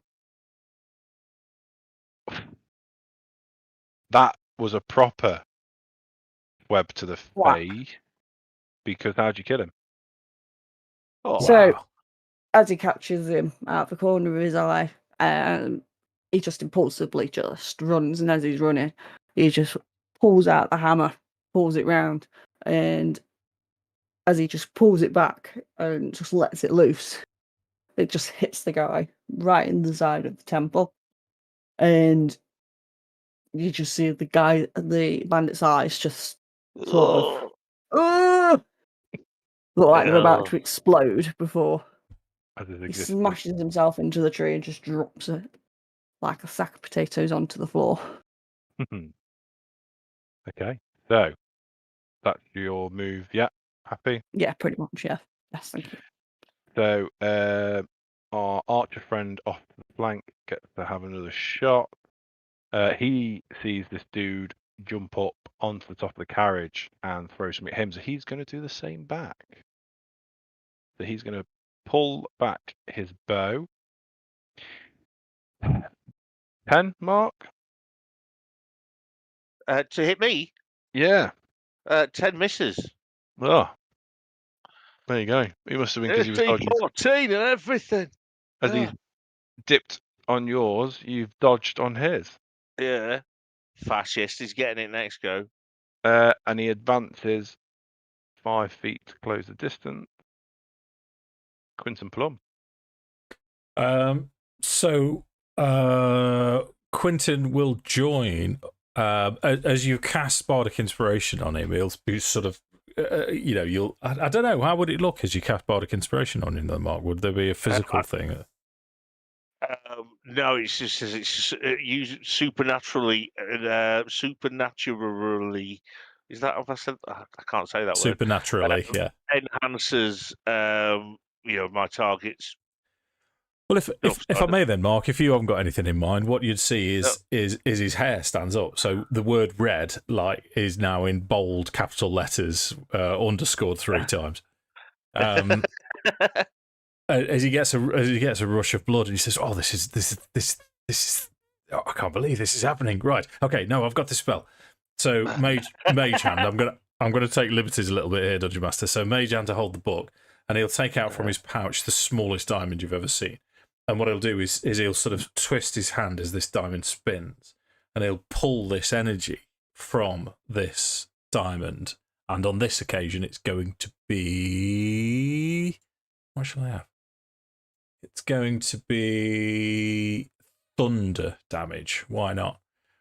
And he's going to attempt to throw. It looks impressive. You've got this sort of arcane twirl as he pulls it out. And then he's got this thunderbolt in his hand, and he looks at it and thinks, now what do I do with it? And he sort of throws it awkwardly, underhanded, towards Bandit. I'm going to go with this one, Bandit number 7. Took me a long name to think of his name. Long time to come up with his name. That's what I'm calling him. 23. I should have put more bandits in. Yeah, that's it. Okay, come on. It's only 8 points of thunder damage. It hurt. It hurt a lot. Okay. He's looking rough. Then I shall stay there and end my turn. Okay. Thorn. Let's see him in action. Come on. So Thorn is going to look to his right at the archer. He's had 2 bolts whistle past his head now, and he's not happy. So he's don't going blame to. He's just going to sidle up to him.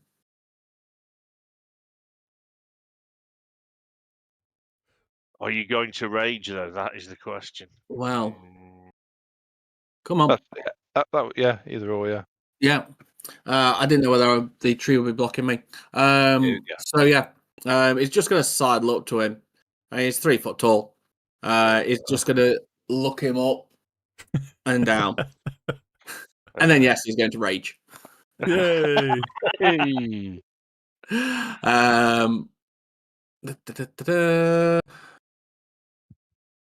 He's going to pop his little ring on. So as he rages, he just gets this look on his face of pure anger.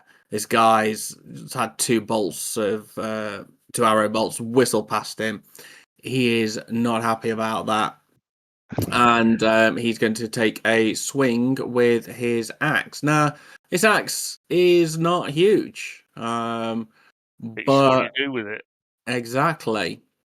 So we'll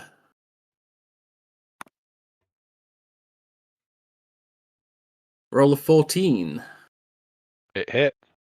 You got him on surprise. So that's a 9 or a. Oh. He'll take the 11 for a So 16. you come running out the bushes, completely surprise this guy because he probably hasn't seen you because you're little. And how'd you kill him? Stuff now. One shot at him. So he's going to run out the bushes and he's going to just jump unnaturally high for a 3 foot guy.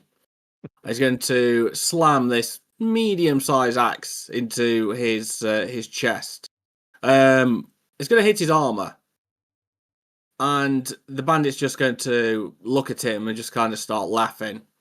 As you see Thorn just rub his thumb over this blue gem on his axe, and this axe instantly balloons in size into a great axe and just tears this guy in half.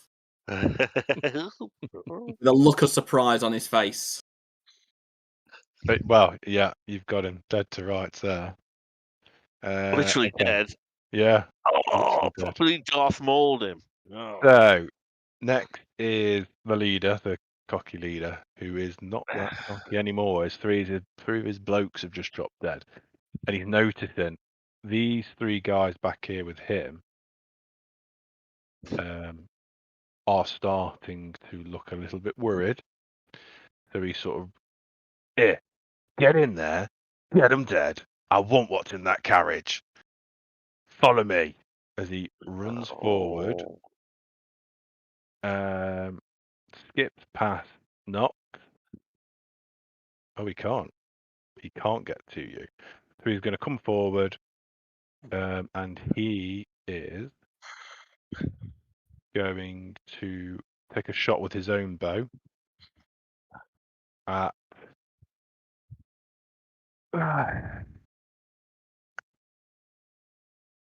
probably at Thorn for killing one of his blokes, but it's not the easiest of shots.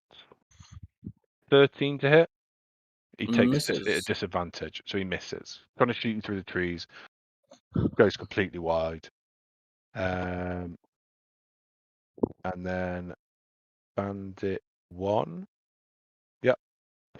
So he has just been basically dragged down the road by the leader and pushed forward. So he nips forward at Cologne and has a go with his sword. 14. Misses. Yeah, he's shit scared. He is shit scared of you. Because he was right in front of you when you did the whole blah, blah, blah, yeah. Which has thrown him off his game. Go on in, Luke. Cologne. What you got? Have a go with the dagger. 24. Yep, that'll do. So 6, and then I'm going to use my nick feat. Well, my nick ability for a bonus attack. 10. That's going to miss. That's But you fine. get a good, solid stabbing on him. Like he's. Oh, I can imagine as he kind of like deflects it, as he misses with the sword, and he almost like brings it up and just puts his hand. He goes, fuck it." Yeah. He didn't want to come at you anyway, to be honest. No. That's me. Yeah. So Red Brand 7. So he is going to draw a bow, and he's going to take a shot at the mage that's just shot him.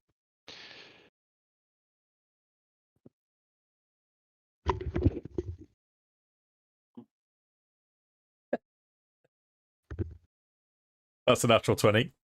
Yeah. So as a reaction, I'm going to cast Accelerate Decelerate. So as this fella's pointing his bow towards me, Quinton sort of becomes acutely aware. From his pouch, you see him take something black. It's molasses as he rubs it through his fingers, and as the arrow shoots off, it's just incredibly slow. There's nothing Quinton can do about dodging out of the way, but its damage is reduced by 2d6. By 2d6? Yeah. Do I roll damage, then roll 2d6 and take the damage away?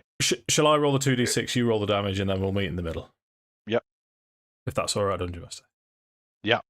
that makes a strange noise. So I got 9. I got 12. There you go. Oh, yeah.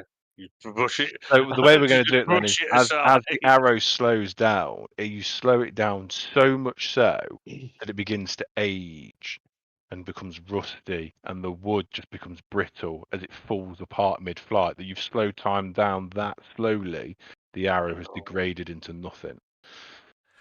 I like it, but I haven't got any spell slots left. Yeah. And It's then my after spell him, spot. Red Brand 3, he's going to get dragged down as well. Yeah, he's going to have to take a swing at old Cologne there, who took it for 16 to hit. 16 hits. That's 4 points of slashing damage. Okay, Unbelievable, Jeff. and that's Got his that turn. beauty eyes again. Round 2. Mark! Me! Right. Dave's still got a resistance, so what I'm going to do then, I'll throw a bardic inspiration on Caroline, and I'll sing at him, dark, scary elf guy, please don't let the bodies hurt me. Give him a d6.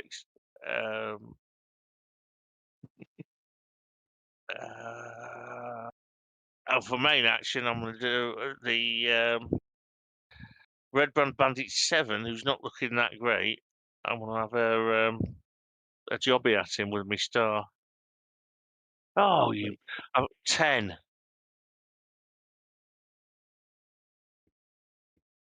That's a miss. He didn't like the look of That's your a chocolate miss. That starfish, would did be. he, Mark? No, I didn't like me rusty starfish. I'm done. Done. Mar. Oh. Oh. No. Jinx, make a wish for a pony. So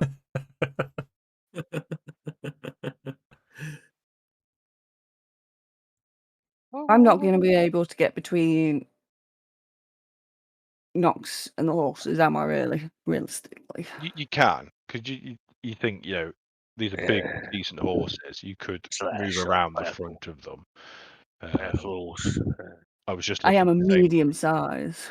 So Yeah, but but even a human, if you think the bulk of the horse is back here, so it's front of horse, you could nip through here basically. So you could get to here, I think you can, can't you? Or here. oh shit. Why did it do that? So yeah. I've got is you can get to here. Yeah. Yeah, so you So can I'm get going to to there. move. Where's the No. bloody brothers gone? Has anyone noticed they've disappeared? They're Not all up doing here it. scrapping with these Are they? guys. Oh, I'll let them off then. So I can hit Bandit. Bandit A. Bandit number 1. Yes. Brandy. Oh. Yeah. Not Bandit So 1. He's I'd my like- favourite. I'm very sorry, Mr. Dungeon Master, but I'm going to go in with Sorry, the that's heavy hammer. It's a shame I couldn't move just one more. So that's 16 to hit. Yep, that'll do. That will certainly do. And that is 9 damage. How do you kill the Dungeon Master's favourite bandit?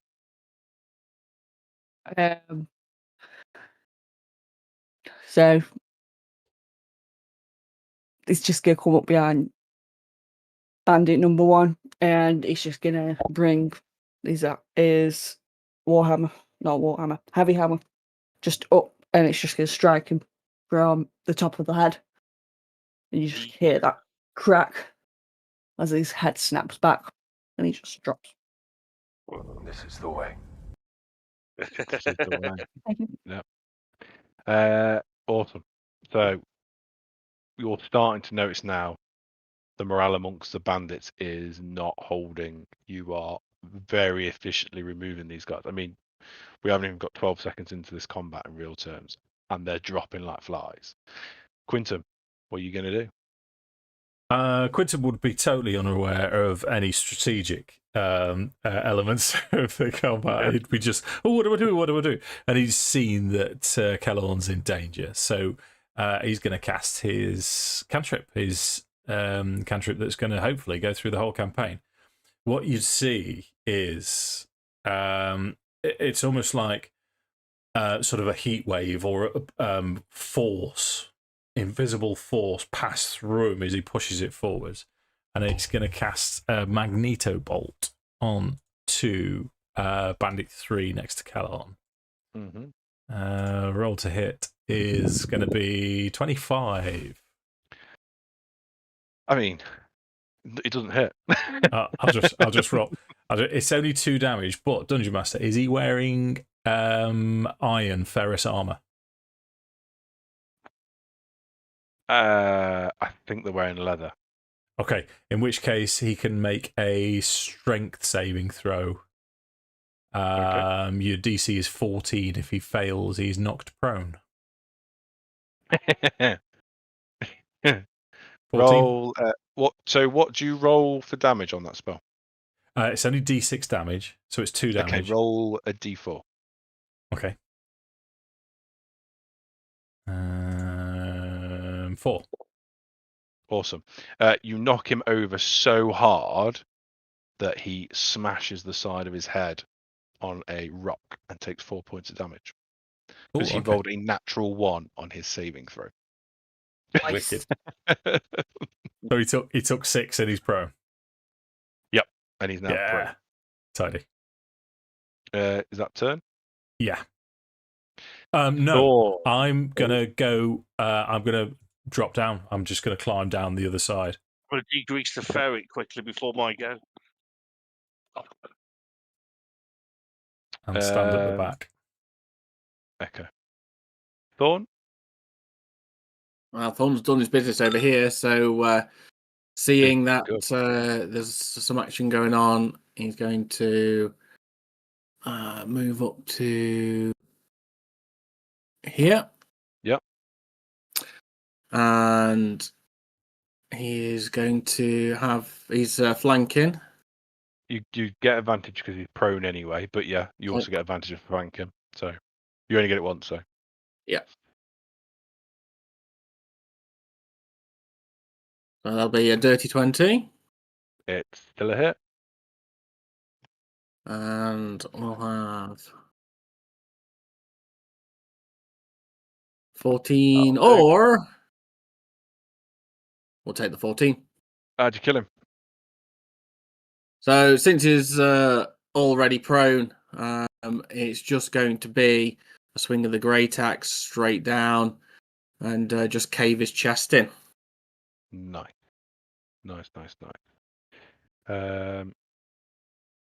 So it's the boss, and he is seeing this combat is not going his way. He is going to drop his bow, come forward with his scimitar, and take a swing at Smar. Sorry, his short sword, apologies. For an 18 to hit. Hits. 7 points of damage. So he just slides in there. You're obviously you're trying to avoid a horse, and you've just dealt the death blade, and he just comes in with that into your back for 7 points of damage. Yeah. Not a nice guy. As he starts laughing, thinking, "Here we go. It's going to go back in my favour in a minute." Kalorn. I believe I'm going to walk up to here. Mm. I'm going to have a go with my dagger again. Mm-hmm. 19 I'll hit. Snap, snap. Snap. for 6 points damage, but I believe because my colleague is 5 foot, I get my sneak attack as well.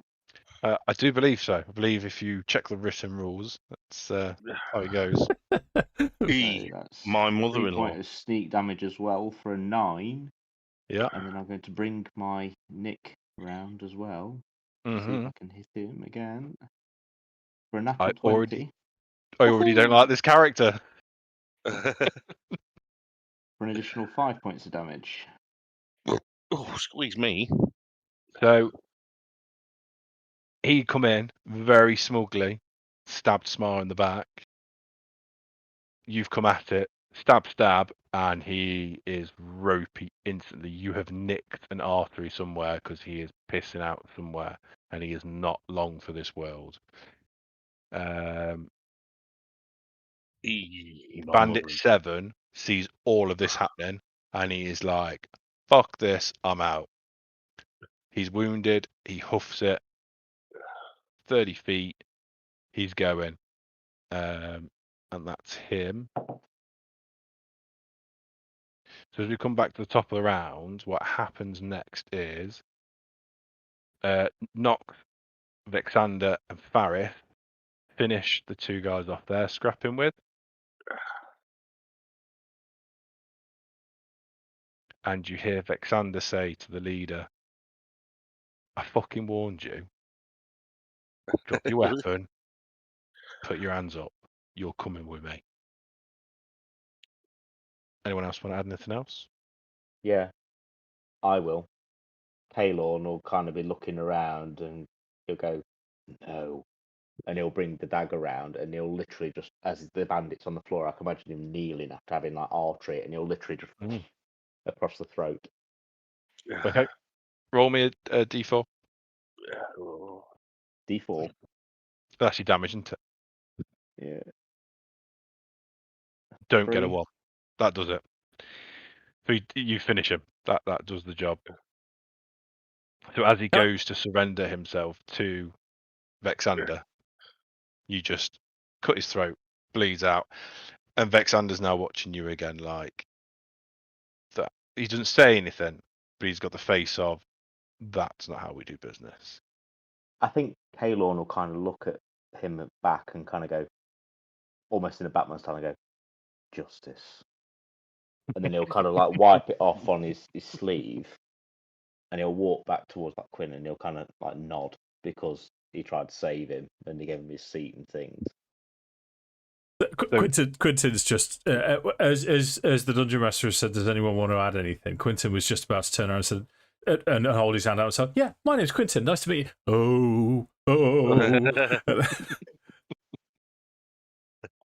So at that, so the other one huffed it. Well, I say huff it. He limps away, gets gone. The last remaining bandit.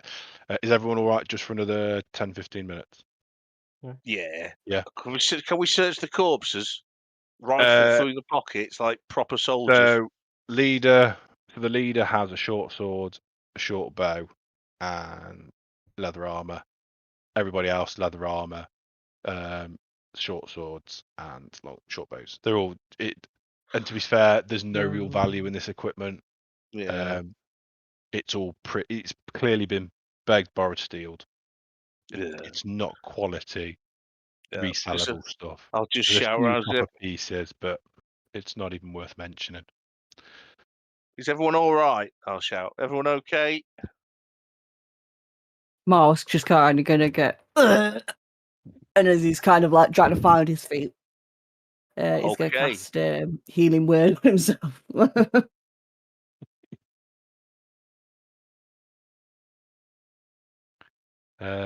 So Faris will come round to you all as a group and he'll be like, "Oh, I knew when I met you all, this was a good idea to offer you and me. Thank you. I can't thank you enough.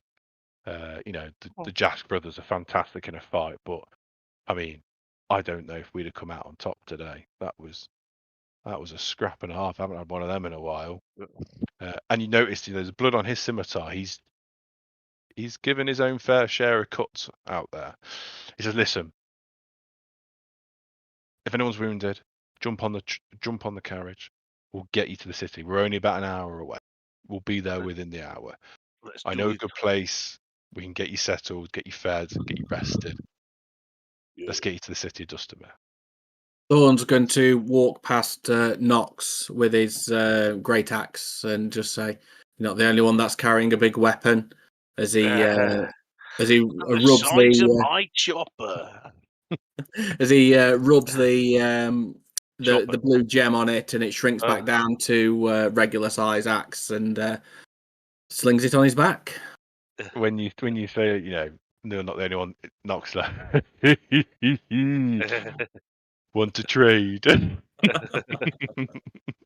I think Quinton's he's still fight or flight mode. He's now, as he's gone from he's sort of hyperventilating. He's gone a little bit pale. This is, I mean, if you were to look at it, and this is probably the first time he's ever had to do anything like this or seen anything like this. And quick question, Dungeon Master, if it's going to be an hour, can we have a short rest, and can Sammy have a spell slot back and have a short rest instead? Just bear with. Okay. Bear with. So you all jump on the carriage, and the rest of the travel basically goes uninterrupted. As we sort of get down the road, Faris will say to you, "Wait till we get to the brow of this hill, then you will see the city in all of its splendor." And AI has let me down, but hey ho. So this is what we see. So you sort of come over the ridgeline, and before you is the city of Dustemere. I want you to take the cover art that we've got and sort of add this wall that you see in the one on the left. So sort of imagine the two combined as one city, and not a three-tiered thing that it's done on the left-hand image. Gotcha. But obviously, nice clear skies. All is good. And you see Faris perk up. He's home. This is home to him, and he's very happy to see it. He's obviously been away a while. And he takes you down to the main gates. There's guards on the gates.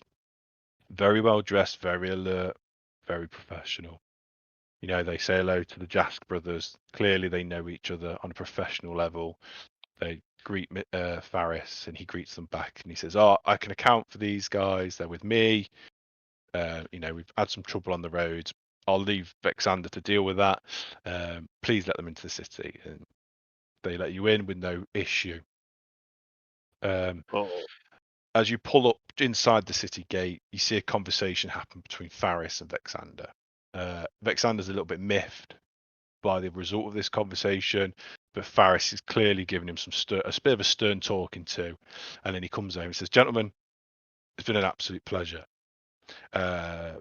If you ever need anything, come to my store. I will help you as best as I can. You have got a friend in the city. I really appreciate your actions today." So much so that Vexander will take you to a friend of mine who owns an inn, and there you will be provided an afternoon meal and somewhere that you can rest for a couple of hours before you go about your business. You all seem a little bit lost. True travellers of the road, my type of people.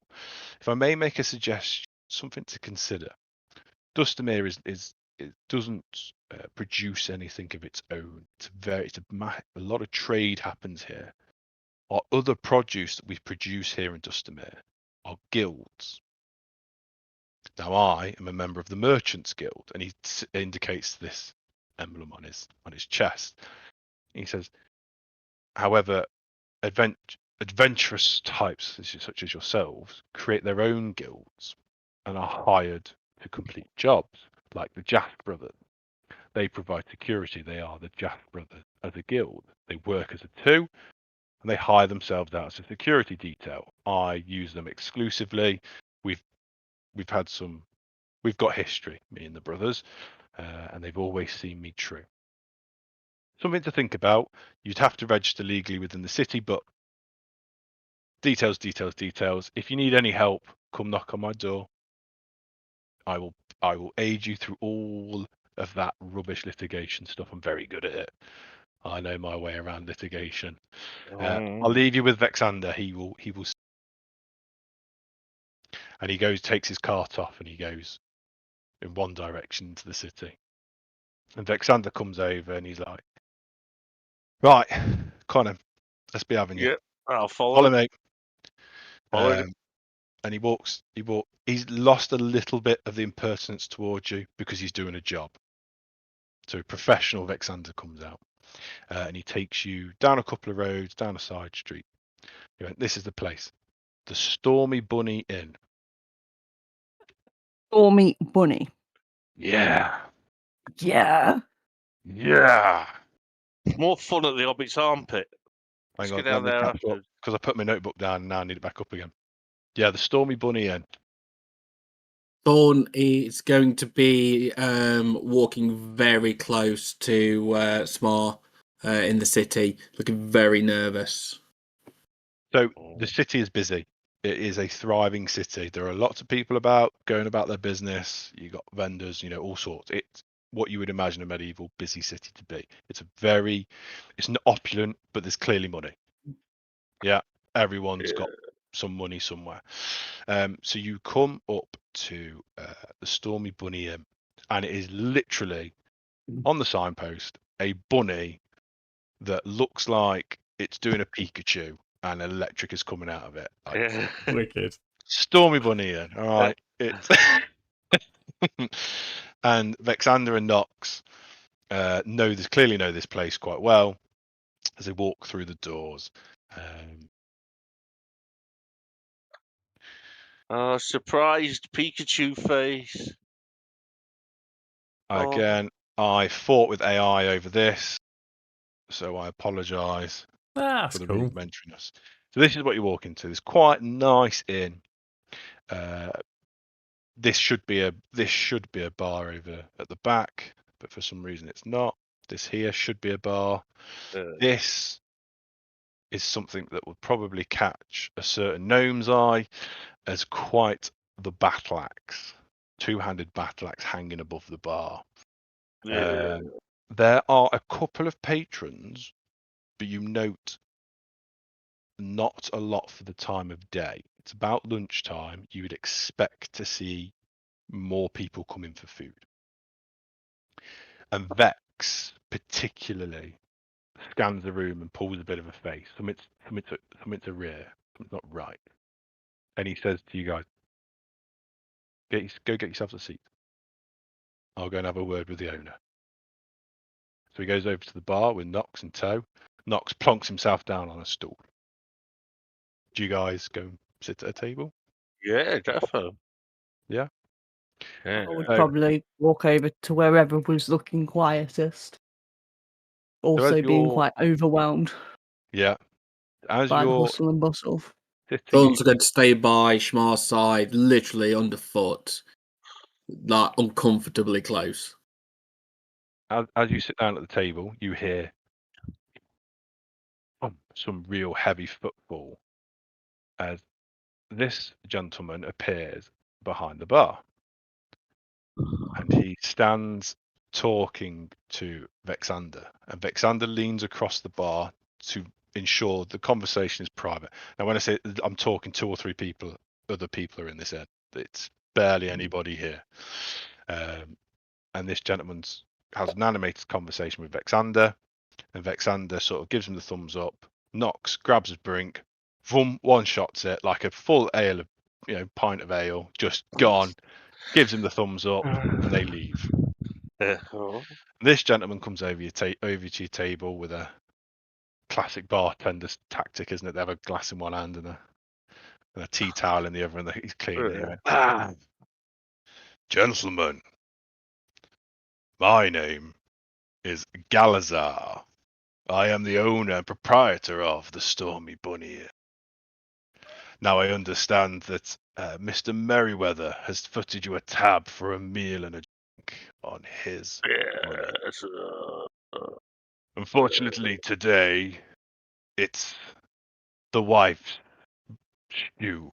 But I tell you now, you will not eat a better stew anywhere in this town. I like stew. But only at the Stormy Bunny Inn. You get the best food around. He is clearly trying to up his bit in, Yeah. which is Is not he doing half very orc? well. And if he is, would I know? Yeah, he's a half orc. Yeah. I fought with AI over this picture as well. Yeah. So he's offered you a drink and a bottle of stew, which I'm assuming you're all Thank happy you with. very much. I'll be polite and Hello, my name's Quinton. well-mannered. Oh, pleasure, Quinton. And he goes to shake your hand, and I can imagine you being quite a frail man, almost not frail, but quite very slender. Yeah. Where his are spade hands. Yeah. Like your two hands fit in one of his sort of job. And he's yeah, and he's very like, I like meeting people. Let's meet, let's chat. And as he's chatting, this lady turns up with 5 bowls of stew, and he goes, here she is, the love of my life. This is my good lady, my wife, Oksana.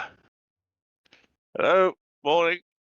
And she says, hello, nice to meet you. She's quite a timid lady in comparison. He's very loud, and again, but she's quite, very nice to meet you. Hello, puts a bowl of stew down in front of you. Oh, please enjoy. I hope you enjoy it. It's very, I do work. Then give us a bun. She's a bit of a faffer. She's faffing a little bit, and yeah, okay.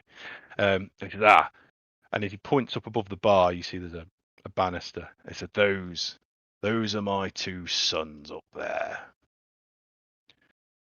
Hello. Aldrin and Emery. And you see up above on the banister are these 2 brothers. Now they look like twins in the picture. One is older than the other. Aldrin and Emery. They're my 2 lads, they are. Take after their mum.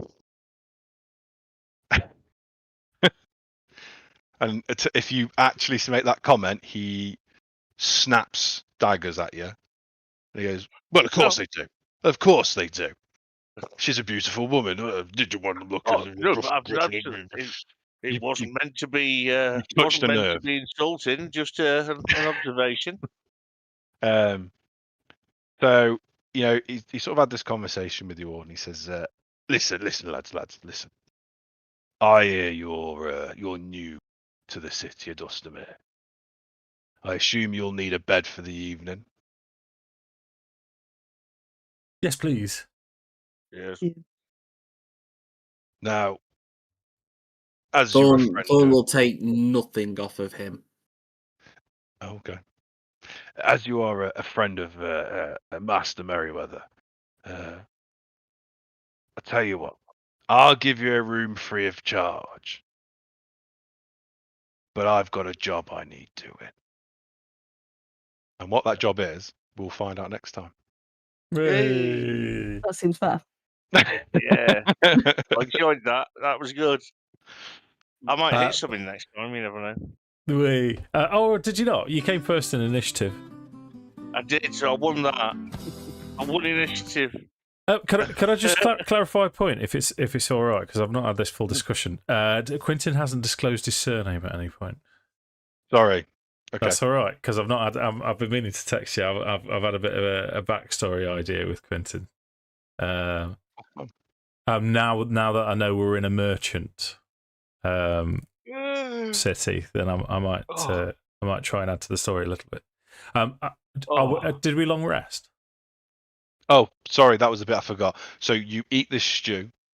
This stew is phenomenal. What I want you to imagine is the meal that your mum or your nan makes. You always go, that's Is it my rabbit nan's meal, that's stew? my mum's meal. Whatever it is to you as an individual, Oh, it's the rabbit greatest stew is stew the can you is could possibly tested. eat. So much so, you have the equivalent of a long rest. So go click long rest. Nice. It's so good. It rejuvenates you entirely. Sorry. What about people? Is who Kaelon's don't skin grown back? Yeah. he's human again. So Dawn- any Lorna probably Dawn have won't- slid the stew to Dawn somebody won't else take, because the it kind of meal. like I think at this Okay. point, Smart's just going to turn around and be like, I'm going to go and have some lemon cheesecake before sleepy time. So good afternoon. Good afternoon. What the fuck? good afternoon, good evening, and good night. Good evening, folks, and I shall hopefully see you all again very soon. right, Mark, take care. Bye. So any character imagery that I've put up on map tools, you should all be able to see, and all of it is named. So if you Yes, forget yeah, names, yeah. whatever, they're all named, so you can That's peruse your heart's content. really handy for my notes. Do you know that bar image there? That reminds me of. Like, do you remember that pub that we went into, York, that was upstairs and it had all that taxidermy in it? Yeah. Reminds me of that. Yeah, it was. Yeah, I've fought with AI over that for a little bit. Yeah, is that all right? Is everyone happy? Yeah. I know I did a bit of chuntering at the beginning, but No. Let me turn the stream off. No, it If was you nice. are, yeah, don't forget to like and subscribe. oh yeah. It's only us that watch it. Are we all liked and subscribed? I No, do.